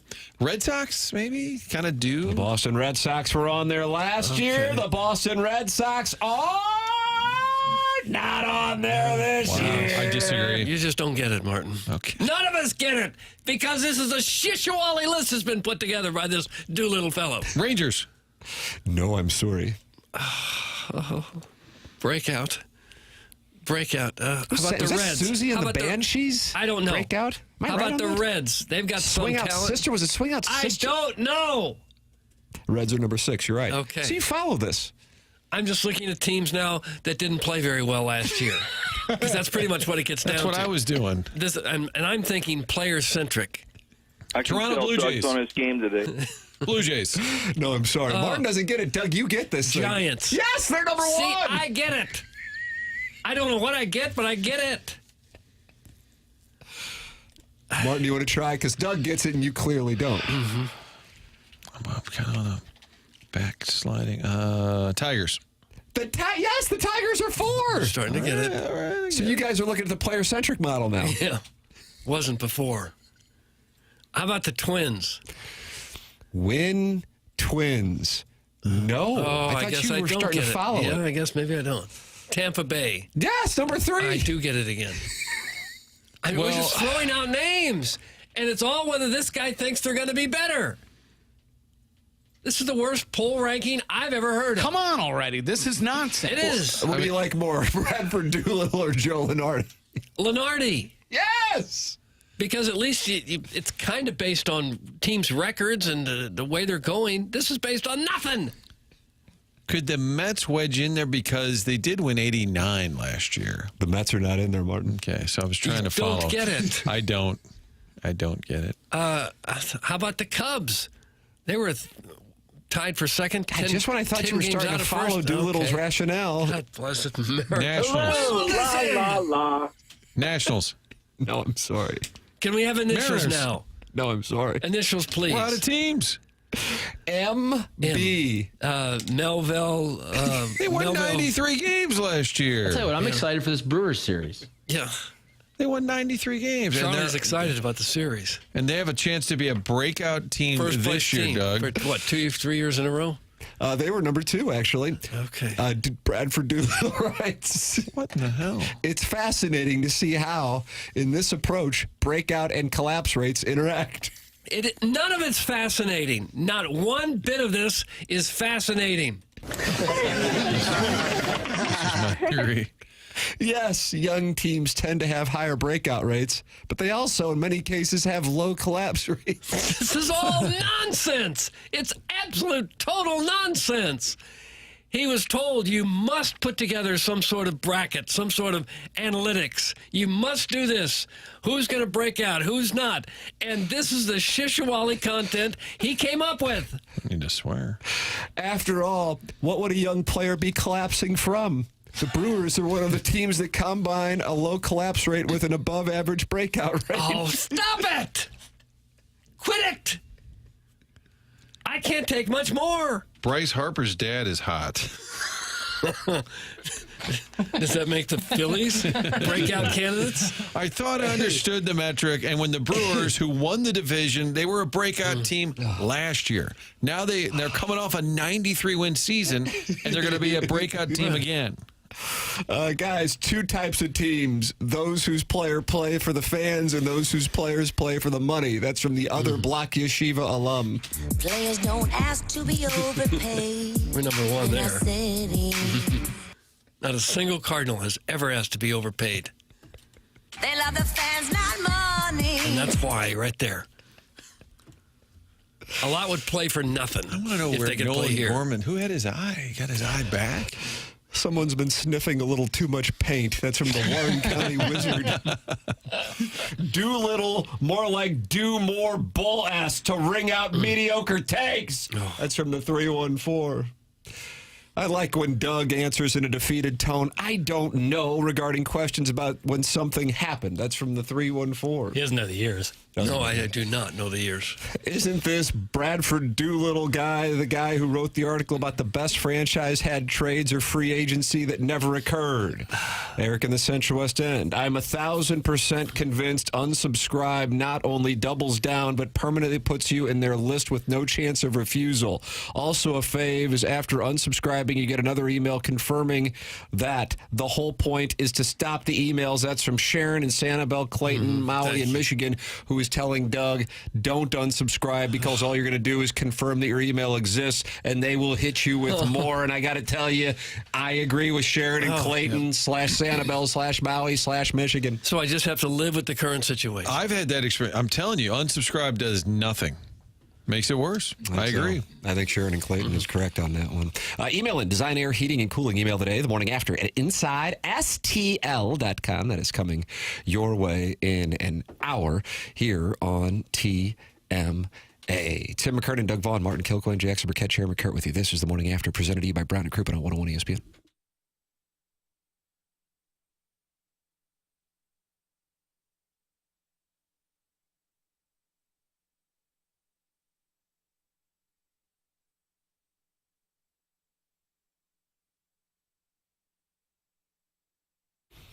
Tim McKernan here for Universal Windows Direct. Tax season is here, and what better way to reinvest in your home than with brand new energy-efficient windows?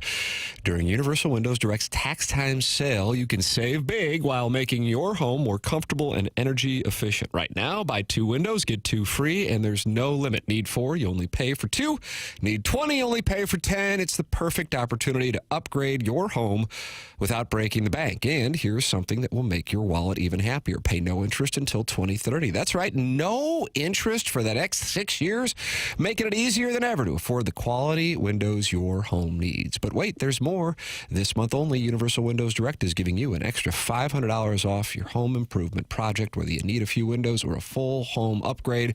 This bonus makes now the perfect time to act. Call 314-334-2522, or you can visit universalwindowsdirect.com to schedule your free in-home estimate today.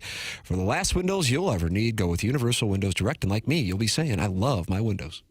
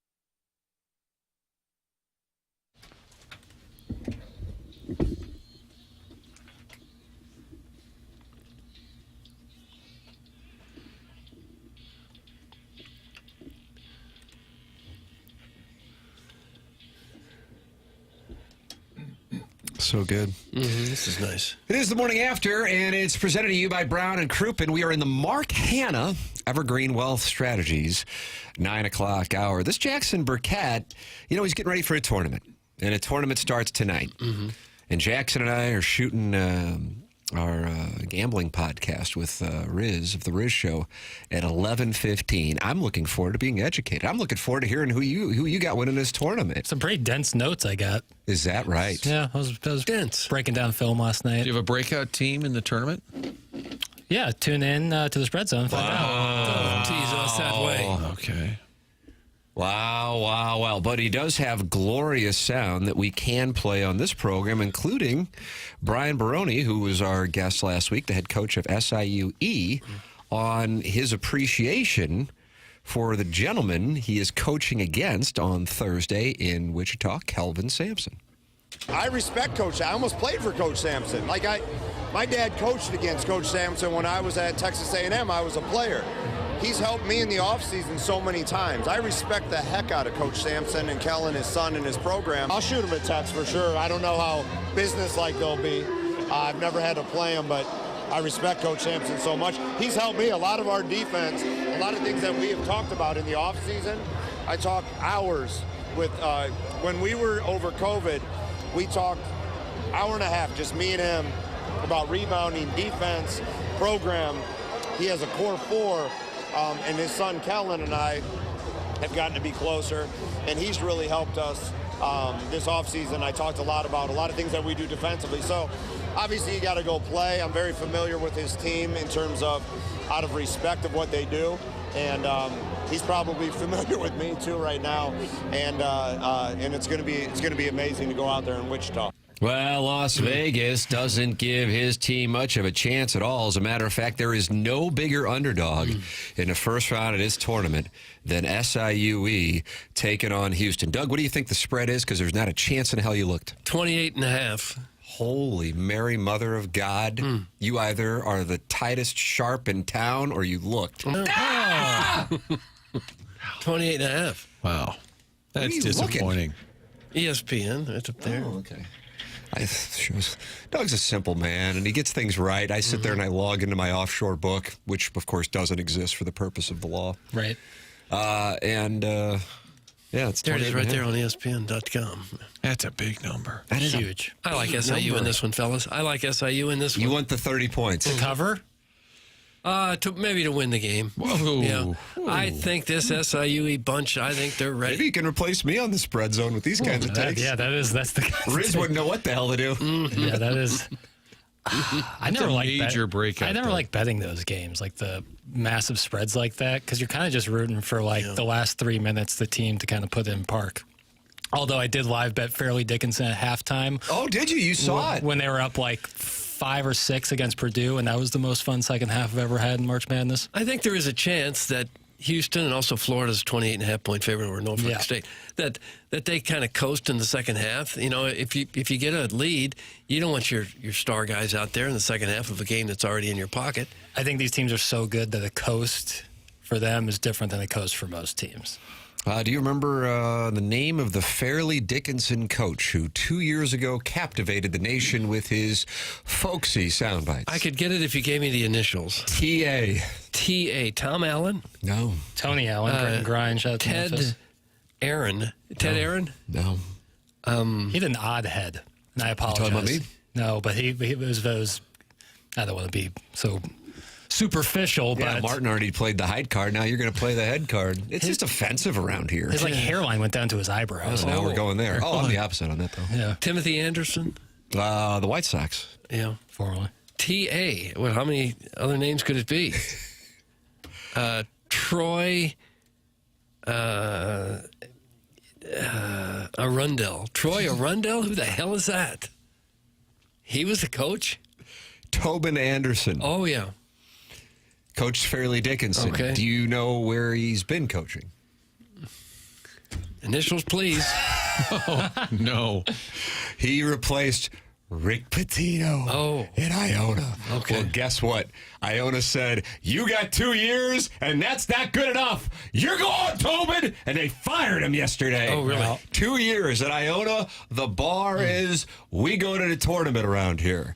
Okay. Tobin Anderson running things after beating Bat Painter in a tournament 2 years ago as a 16.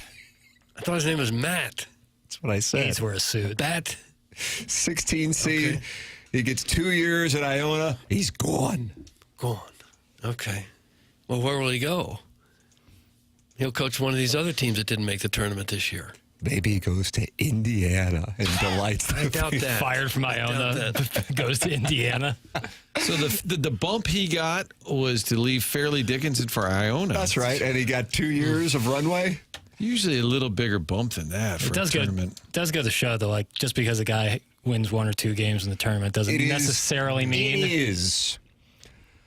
Doug, why the Tam Avenue Capital Partners are able to send out distributions every year. Are you? One of the reasons is capitalizing on what now we even have a bigger edge because some of the, and I say this like with affection, dumbasses go to Twitter with their square takes on prisoner of the moment observations, and you can short that market. One of the biggest flaws, however, for the kind of next level schools is coach from random team, which will happen within the next 48, 72 hours, will have a big upset in the NCAA tournament. They get caught up in that, and then they hire that coach. And just because that coach's team had a wonderful 40 minutes doesn't necessarily mean that's the guy to take your program, which is greater than 40 minutes, to the next level. But sweet mother of mercy, I'm telling you, we've seen a hell of a lot more of those than we've seen a guy having one big run in the NCAA tournament and then becoming the next, take your pick of whomever you want to use, is Mike Krzyzewski, Darnell Coles. Whomever. Darnell Coles is coaching now? He's coaching at St. Gabriel's. Is it, get a lot of W's there, whether he knows a darn thing about the game or not, apparently. Guaranteed. Mm-hmm. Just got to know where to call to get the banners made. Boy, I'll tell you, you're going to deal with some litigation. I like the Brad Underwood model where it's Stephen F. Austin. Twice in a 3-year period, he won a first-round game as an upset. Right, sustained success. Right, so if you're looking at a smaller program, coach with a good resume, and you say, oh, what's he doing out at Stephen F. Austin? Oh, well, he knocked off VCU 1 year. I think it was a 5-12. And then he did it again 2 years later. Kind of like shirts, too. Yeah. And then there's guys who make programs like that into real programs. Mark Few, obviously, at Gonzaga. And then, what's my guy's name at St. Mary's? Randy Bennett. Randy Bennett, former SLU assistant. Yeah, who make it out at St. Mary's. Like, you turn your smaller school into a pretty major program. I was listening to Scott Van Pelt and Stanford Steve, one of my favorite podcasts out there, on my way to the station this morning. And they were talking about Doug Fusey. Do you know who Fusey is? No. Mark Few, head coach at Gonzaga, been there for a quarter century. Yeah. God, I remember when Missouri made its run in 2002 to the Elite Eight, when they opened up their first games against Miami, Leonard Hamilton, and Ohio State. I think that was Jimmy O'Brien. Mark Few's team was in the same, Gonzaga was in the same regional in Albuquerque, and he is still there. And he was saying to Van Pelt and Stanford Steve that they try to speed up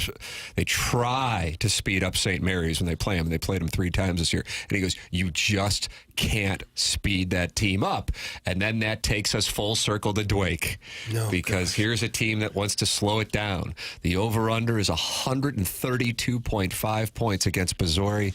Missouri, as Jackson pointed out, they can get you about 75% of the way there themselves. But if Dwake is not going to shoot the ball until less than 5 seconds left on that shot clock, then it doesn't matter what Missouri wants to do. Here is Dwake coach Ben McCollum giving his observations. Hit the lever, please, Pale.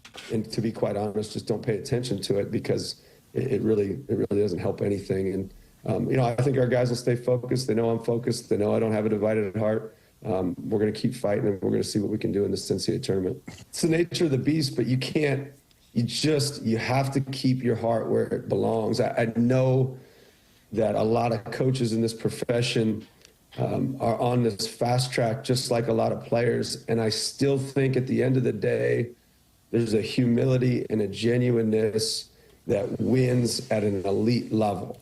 And I always want to be that way. And, I make plenty of money where I'm at right now. I made plenty of money at Northwest Missouri State. And I'll continue down that path and, make sure that loyalty to me with my kids and my team means a lot more. That's Ben McCollum, and he was talking about being in the mix for the Indiana and Iowa jobs. Fran McCaffrey getting whacked earlier. Of course, Mike Woodson announced last month that he was going to be done in Bloomington. And it's the soundbite. I don't know if you saw this on the Stiefel dossier, Martin.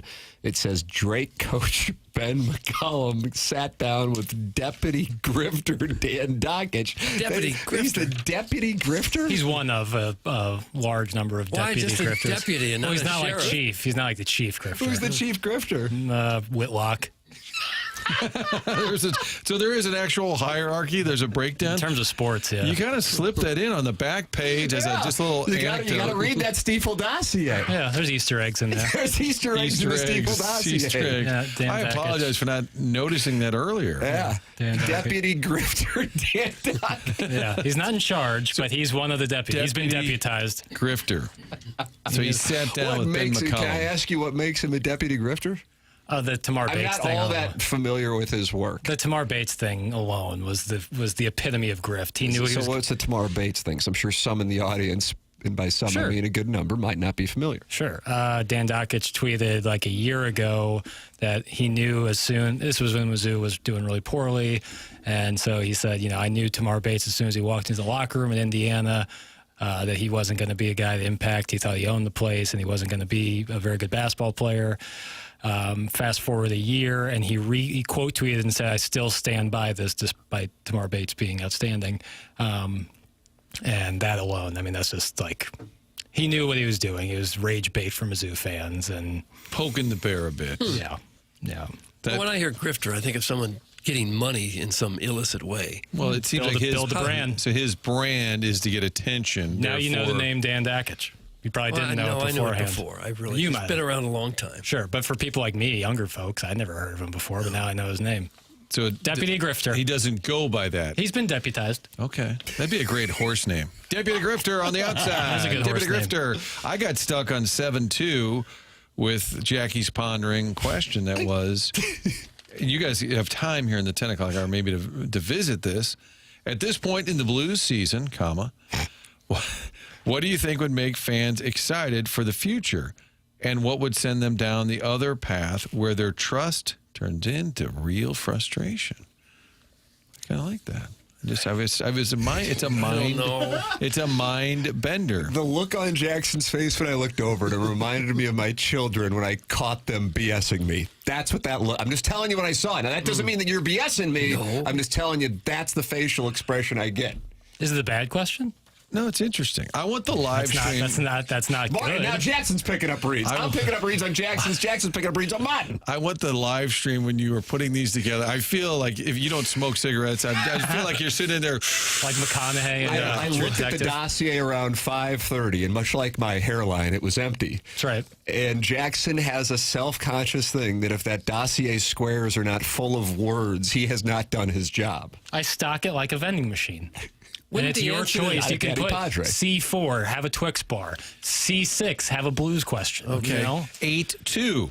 How much different? See, you're burning my questions. Well, no, now. this is good. Icing them so I can't use them anymore. These are not burned. These can Stan be Kroenke salting the earth. No, these can be revisited at any time. They can, Martin. This Chinese food question's evergreen. I'm never leaving, just as a protest. I think this question might take the 4-hour show. How much different would the Cardinals look these days if they won the World Series in 2004 as opposed to 2006 and 2013 instead of 2011? Not the least bit. So That's ancient history. And I also think we actually answered that one last week. Did you? I swear I saw it in there still, along with the Chinese food one. And I'm just like, he's not updating it, or he might not have been paying attention. It might have been the non-Adderall day. I don't want to bust this guy's balls. So if they won in 2004 and in 2013, instead of 6 and 11, there's not a player still active from 2004. How would I'm not saying that they were going to keep the same team. Scott Rowland would still be out there. How much different would the Cardinals look these days, Doug? Focus on these days, but go back and remember that they did win in 04, but not in 06. They didn't win in 04. But they did win in 13. Was but Rowland not on in the 11. team in 04? Did I just put my foot in my mouth? Yeah, Okay, he had a good. terrible Okay, series. Good. All right. I'm not talking about the players. I'm talking about strategy. Your onboarding's delayed now because of this? I may spend the entire day on Doug's porch staring at birds, staring at the dossier. Mm-hmm. No, I love it. I do. I get a kick out of it. I enjoy appreciate it. I know. Yeah, I mean, and I apologize for not finding the Easter egg deputy grifter. That was a good egg. Thank you. Hey, Jackson, Dennis Gates to Indiana. Book it. That's from the American Dream in parentheses, possible burner. I'll bet you. You want to bet a burner? Never bet a burner. Unless you can get that stored away in League Safe or they Venmo you up front. It's a possible burner. Never bet a burner. It has been noted. Never bet a burner. Yeah, it has been noted that I can't change it, so maybe it's not a burner, or maybe it is. He would not be a candidate for Indiana. He hadn't done enough to get the Indiana job. What has Indiana done to garner a great coach?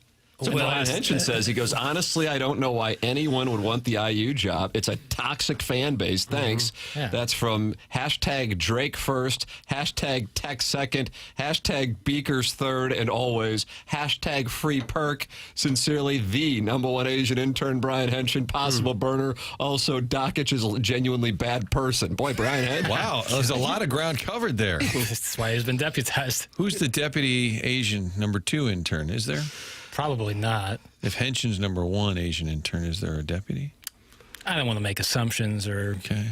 How about this from Eric in the Central West End? I'm convinced the Cardinals would have won at least one more World Series had they re-signed Albert Pujols.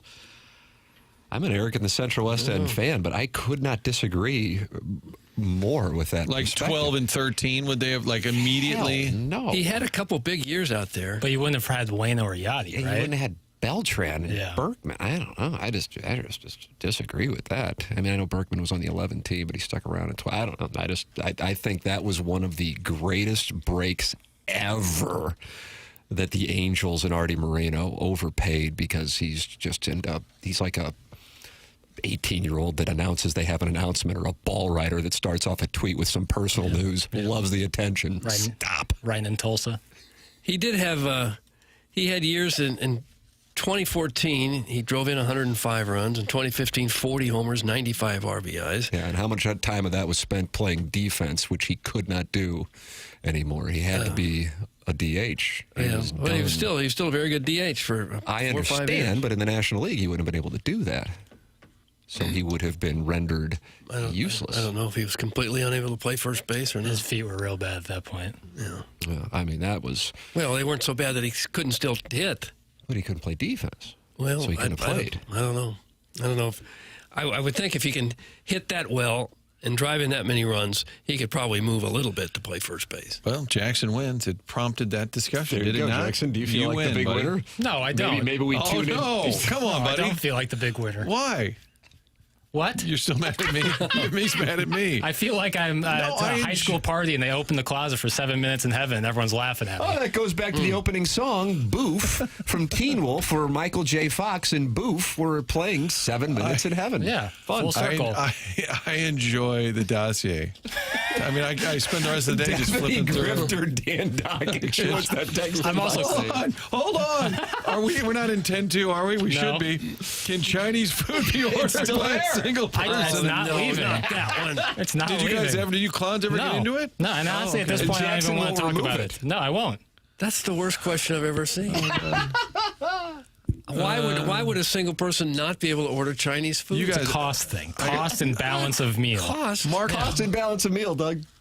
It's tough. If I order General Tso's chicken, it's $15.99. It's only getting me chicken and rice. I have no vegetables. I have it's not a complete meal. Now I get some lo mein. Now we're up $25, $30 for Chinese food for one person. That's ridiculous. So it's better shared. Your money goes further when you get multiple items. 1,000%. All right. Well, we answered the question. I've frequently ordered one serving of chicken and broccoli at a Chinese restaurant. It's fine. It's all the food you ever need. I'd like to. It comes with rice. I don't like So rice. now this can be removed from the dossier? No, I apologize because I missed this one. On his radio show, Mark Pope, Kentucky coach, wants to get folks to Milwaukee, so he offers to pay for fans' gas money, then instantly regrets it once requests start coming. I kind of wanted to hear that. You audio. guys didn't have a chance to get to that. We'll tease it for the next segment. I look forward to that. That's great. Yeah, see this Jackson, he's got a great dossier. He just won't remove certain things. Some things are ever present in the dossier. If Martin gets to burn my questions, then I'm gonna keep some in there. No, buddy, these are evergreen. Oh yeah, these can be revisited. Cry Me a River Trust Fund, baby. That's from the eggplant emoji in the Michelob Ultra YouTube chat. Yeah, well, how'd that my feel? tears. Bad. Yeah. Email in. Are you really? You look like you're really rattled. No, I'm fine. I'm a big boy. He's got the Tigers on his mind. And we got this big podcast we're shooting here in an hour. And we got the Design Air Heating and Cooling email today. That's a big Stiefel dossier. It's TMA presented by Brown and Crouppen, 101 ESPN.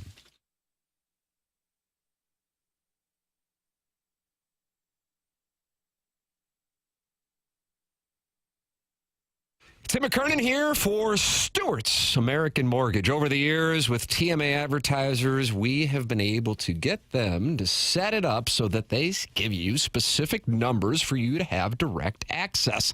And that's what Stewie has done.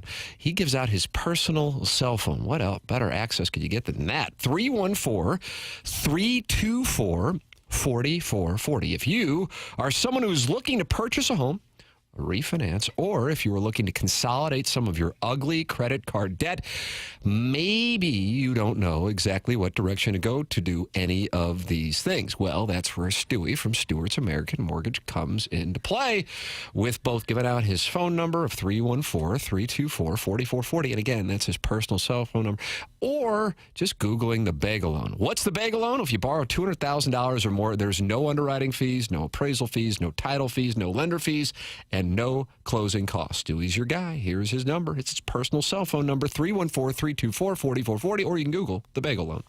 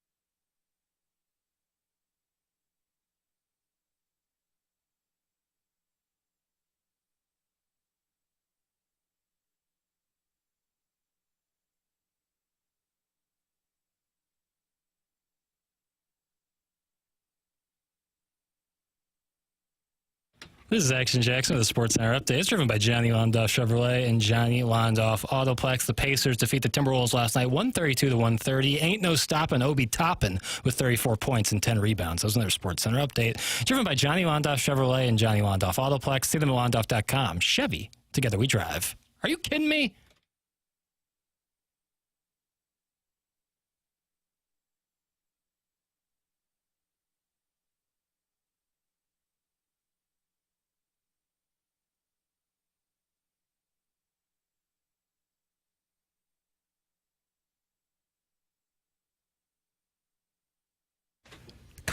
Cardinals and Marlins coming up today. Doug Mason Wynn, Lars Nootbaar, Wilson Contreras, Nolan Arenado, Brendan Donovan, Jordan Walker, Burleson, Pages, Fermin. Your lineup with Miles Michaelis on the mound. You know, we're 9 days away from the opener in downtown St. Louis. Forecast pretty good, by the way, if you look way ahead for the opener. And I think that lineup might be pretty similar. Pretty close. I don't think Fermin will get the start agree. left field. Yeah. I would hope Burleson's not batting seventh. But I think what they're trotting out there might be a good indication. For the record, on weather.com, it's expected to be around 60 and sunny for the opener. Now, so that's a long ways away. Take that, yeah. But I think you'd take it. There have been some openers where it's been really windy, cloudy, and then that makes it especially cold. So hopefully, at the very least, we don't have that. If you got bad conditions, that might look a little weird if there are empty seats on opening day in downtown St. Louis. All right, send your emails. Then we got that Design Air Heating and Cooling email of the day. That's coming your way at 10:50 on the Stiefel dossier. Tim McKernan, Doug Vaughn, Chairman Kurt slides in for Martin Kilcoyne in the 10 o'clock hour. Jackson Burkett. This is 101 ESPN.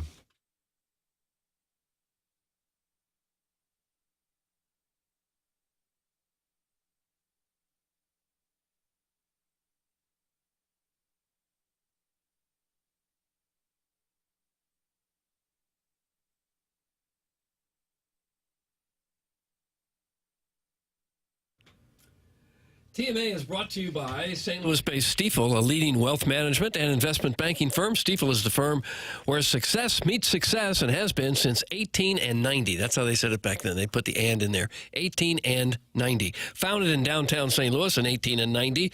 Same street the company is headquartered there today. Proud to have called St. Louis home for 135 years now. They partner with the Cardinals and the Blues and now the Stiefel Charity Classic. They also sponsor Stiefel Theater. Stiefel is honored to support our city, our people, and their future. Stiefel has financial advisors in 12 offices in the greater St. Louis area and nearly 400 offices nationwide. Stiefel also has a full-service investment bank for institutional clients. It's one of the fastest-growing wealth management firms in the entire world. Stiefel and TMA, that's where success meets success. Stiefel Nicholas and Company Incorporated, member SIPC and NYSE.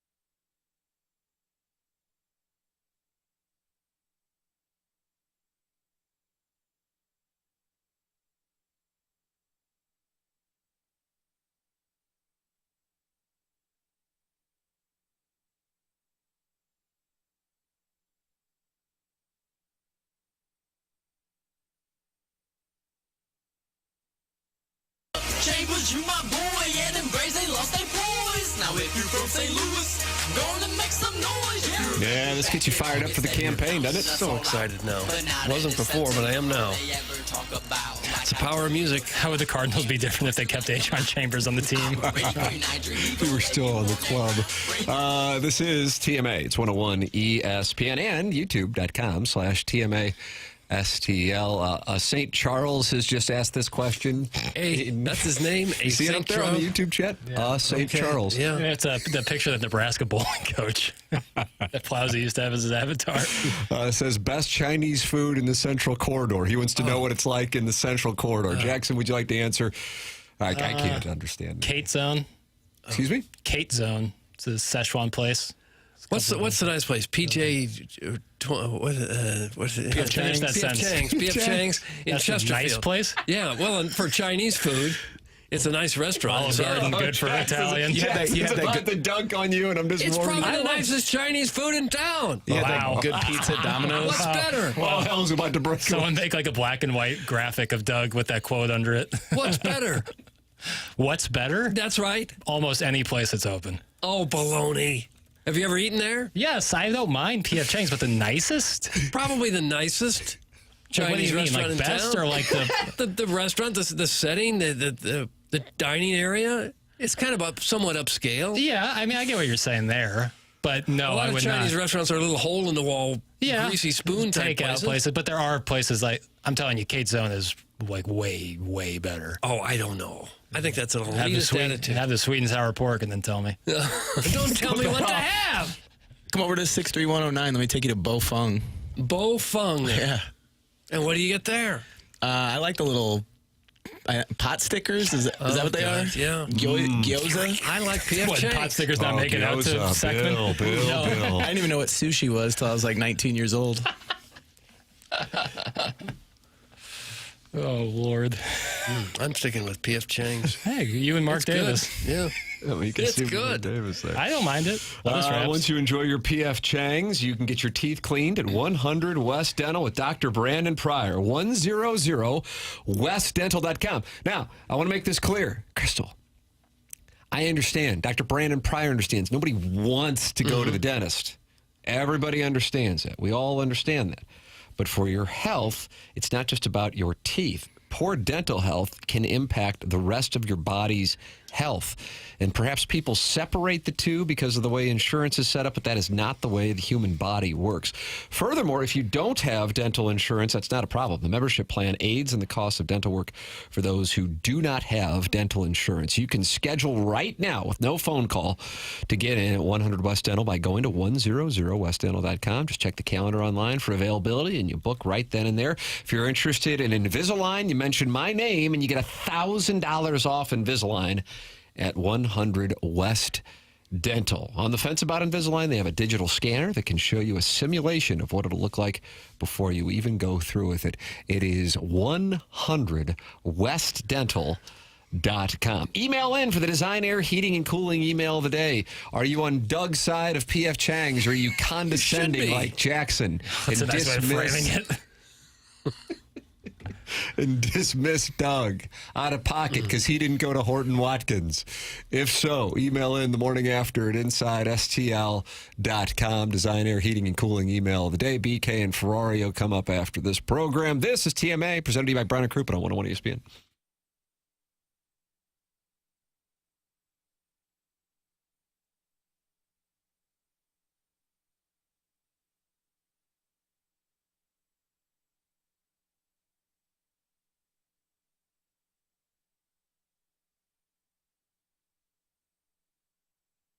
Weather is warming up, and this is when you start to think about spending time outdoors. Aesthetic Design and Build can customize your outdoor space. I've gotten to know Dan and his team. They have a showroom in Chesterfield Valley for aesthetic design and build. I was so impressed that I had them come to my house.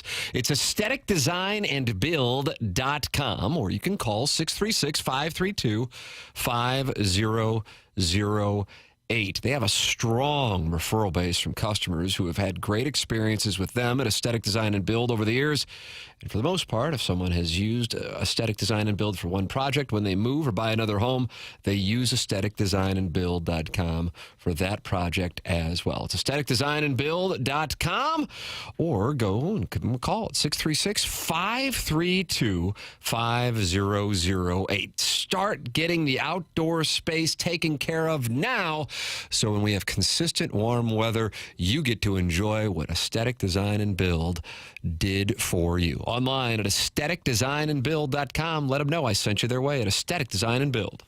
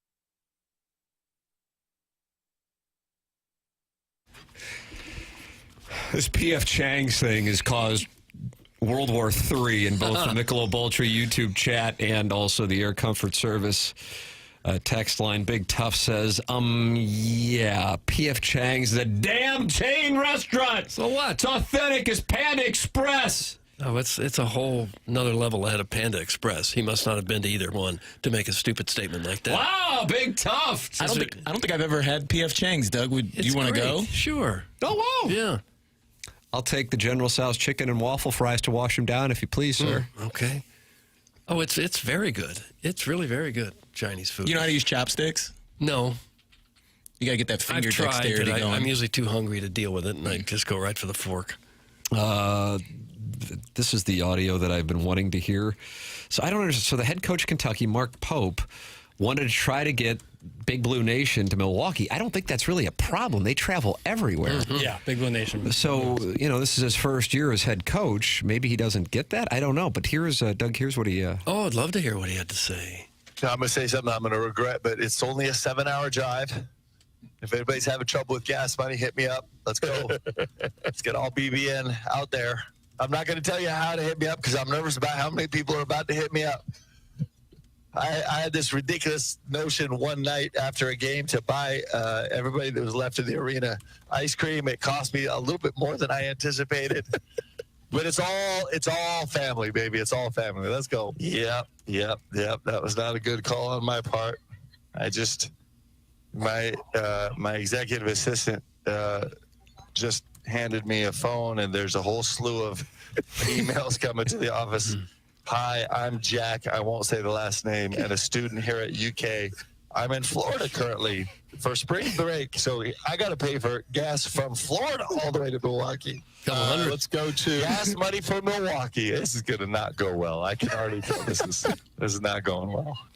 No, just one tank of gas is $45 or $50. Yeah, times that by about probably 1,000 people who are going to ask to do it. It's gonna cut into your big paycheck. So he wanted to get the fans to Kentucky, from Kentucky to Milwaukee. I don't think they're going to have a problem. I'd like to think that there would be a lot of Illinois fans there should they be in a spot where they get past the first round and take on, most likely, you don't know, Kentucky in the second round in Milwaukee. Will it take? If it is ILL Kentucky in the second round. Mittens? Do I need them? Hold on a second. I think this guy's about to give Illinois a spot in the Sweet 16 in a 2025 NCAA tournament. ILL will be playing in the next weekend. Oh, wow! Yeah. I love that matchup if it's ILL and Kentucky. What's your reasoning? Kentucky's really banged up. I think they're ripe to be beaten by a team, and I think Illinois, if they win that game, that's a big confidence booster. They just got hammered by Maryland. Yeah, well, 40 minutes, tip the ball up, everything's different. Doug, 40 minutes. That's why I needed the mittens right there. Different. Yeah, just because you lost the last game doesn't mean you can't win the next game. No. Think about that. That's why this guy's coaching kids up all over town. They're not going in playing that well, really. A lot better than they were when they went to New York to play Duke, I'll tell you that much. And I think a week of rest is going to do a team like Illinois and Kentucky, to be honest, but Illinois especially a really big solid. I don't know. Lamont Bowler, that's a big factor. If he's playing, different story. But. Are we going to have a collision of orange with Kentucky losing to Illinois and setting up an Illinois-Tennessee matchup? Yeah, that I don't like as much for the Illini. Oh, wow. Okay. I still like SIUE. To win against Houston. Because if I pick them to win, and heaven forbid they win, it's, my God, this guy's a genius. And if I don't, I'll just say I was kidding. You might get the Iona job. Mm-hmm. Seth Davis. Hey, if you're feeling a little sluggish, low energy, motivation, you're tired all the time, weight gain, muscle loss, especially putting on belly fat, those are symptoms of low testosterone. That's where Mentality comes into play. Mentality is a local healthcare facility that specializes in helping men feel and perform at their very best, with board-certified physicians providing a full physical consultation and blood panel analysis, all during your first visit. Mentality focuses on free testosterone levels, which many doctors overlook, ensuring your treatment is tailored to your body. This year, stop settling for a fraction of your potential. Do not let low testosterone hold you back. Be your best for yourself and your family. Men today have 30% less testosterone. Take back your numbers. Visit mentality.com mentalityhealth.com/radio to get access. That's mentalityhealth.com/radio to get access. You can email in for our Design Air Heating and Cooling email today. That is coming your way in approximately, I'd say about 5 minutes. Then BK and Ferrario coming up at 11 o'clock. Jackson and I are shooting the Spread Zone gambling podcast. Riz and I working together. Anthony Stalter usually on the show. And Jackson is going to replace Anthony Stalter this week as he is vacationing with his family for spring break. So Jackson Burkett gets the call. Jackson, I mean, you're going to be working with me and Riz. That's going to be intimidating. Doug, does that remind you of, was that Danny Clark this weekend who I was just going to say that. Got rolled into the threesome with Jordan Spieth and Wyndham Clark and was sitting in his car as the first alternate at the Players when Jason Day got sick and he got to play with him, and then he finished T6 or something? I don't know. How many? I don't know. I'm just hoping to finish T6, That's all I want. I think you're going to come in with knowledge. I've done a lot of I know you have. Diligent note-taking. A lot of tape crushed. Oh. You like High Point against Purdue? No. The 13 and 4 seeds, stay away. You like Grand Canyon? No, not against the Crab 5. How is this Louisville team an 8 seed? Creighton's going to beat them. God, this guy, every take I give, he goes opposite. Yeah, I know. You're Orlovskian. Louisville struggled against Tennessee and Ole Miss. We got big guys, a little big guy in Creighton named Ryan Kalkbrenner from Trinity High School here in St. Louis. I think he's going to roll them. Wow. Yeah, that's out by Lake St. Louis, right, Trinity? Doug? Well, I was the one who asked the question. I don't know, honestly. I think that's where it is. St. Charles just said, don't sweep on Dwake. I'm snoozing. Don't sweep on Dwake. Snoozing. God. You say this with such bravado. How brokenhearted will you be if our Tigers go down? Very.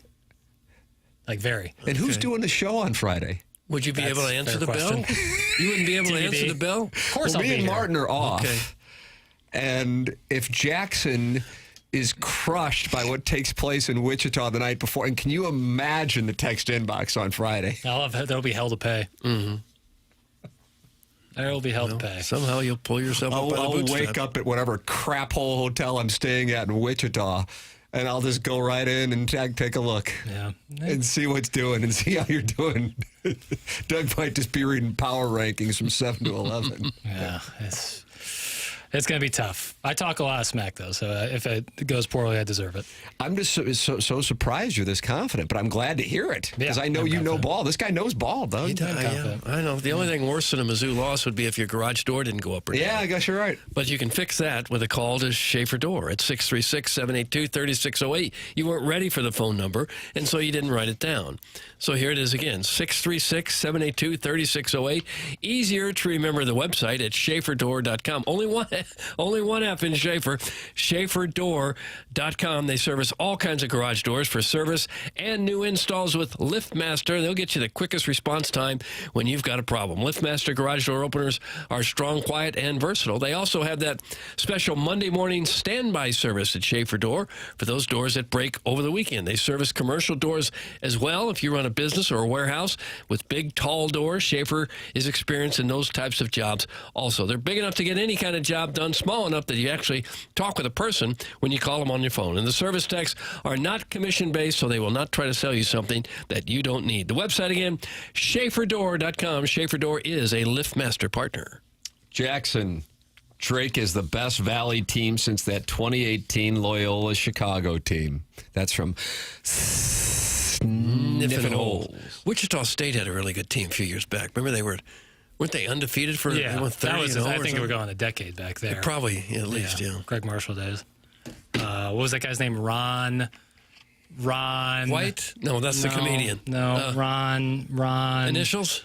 Ron, Wichita State. Well, this is going on. St. Charles. Ron Baker. Okay. St. Charles Hermaphrodite says, I'm already planning my text for Friday. Jackson is going to cry on live radio just like Krispy Kreme. Whatever.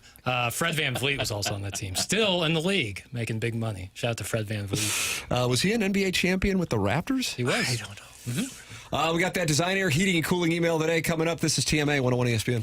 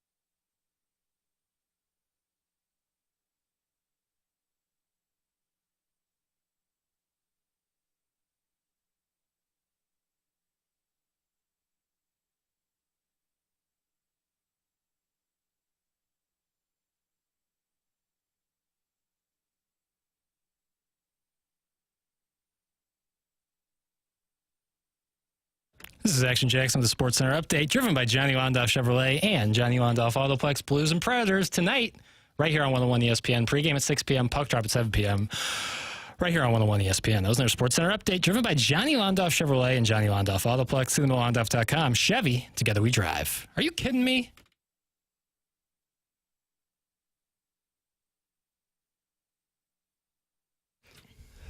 Welcome back. It is the morning after. The show is presented to you by Brown and Crouppen. Tim McKernan, Doug Vaughn, Chairman Curtin from Martin Kilcoyne in the 10 o'clock hour. And Jackson Burkett is on the ones and twos. And people are already sending in their hate texts to Jackson from Missouri's loss on Thursday night. But these Tigers, they're 6.5-point favorites.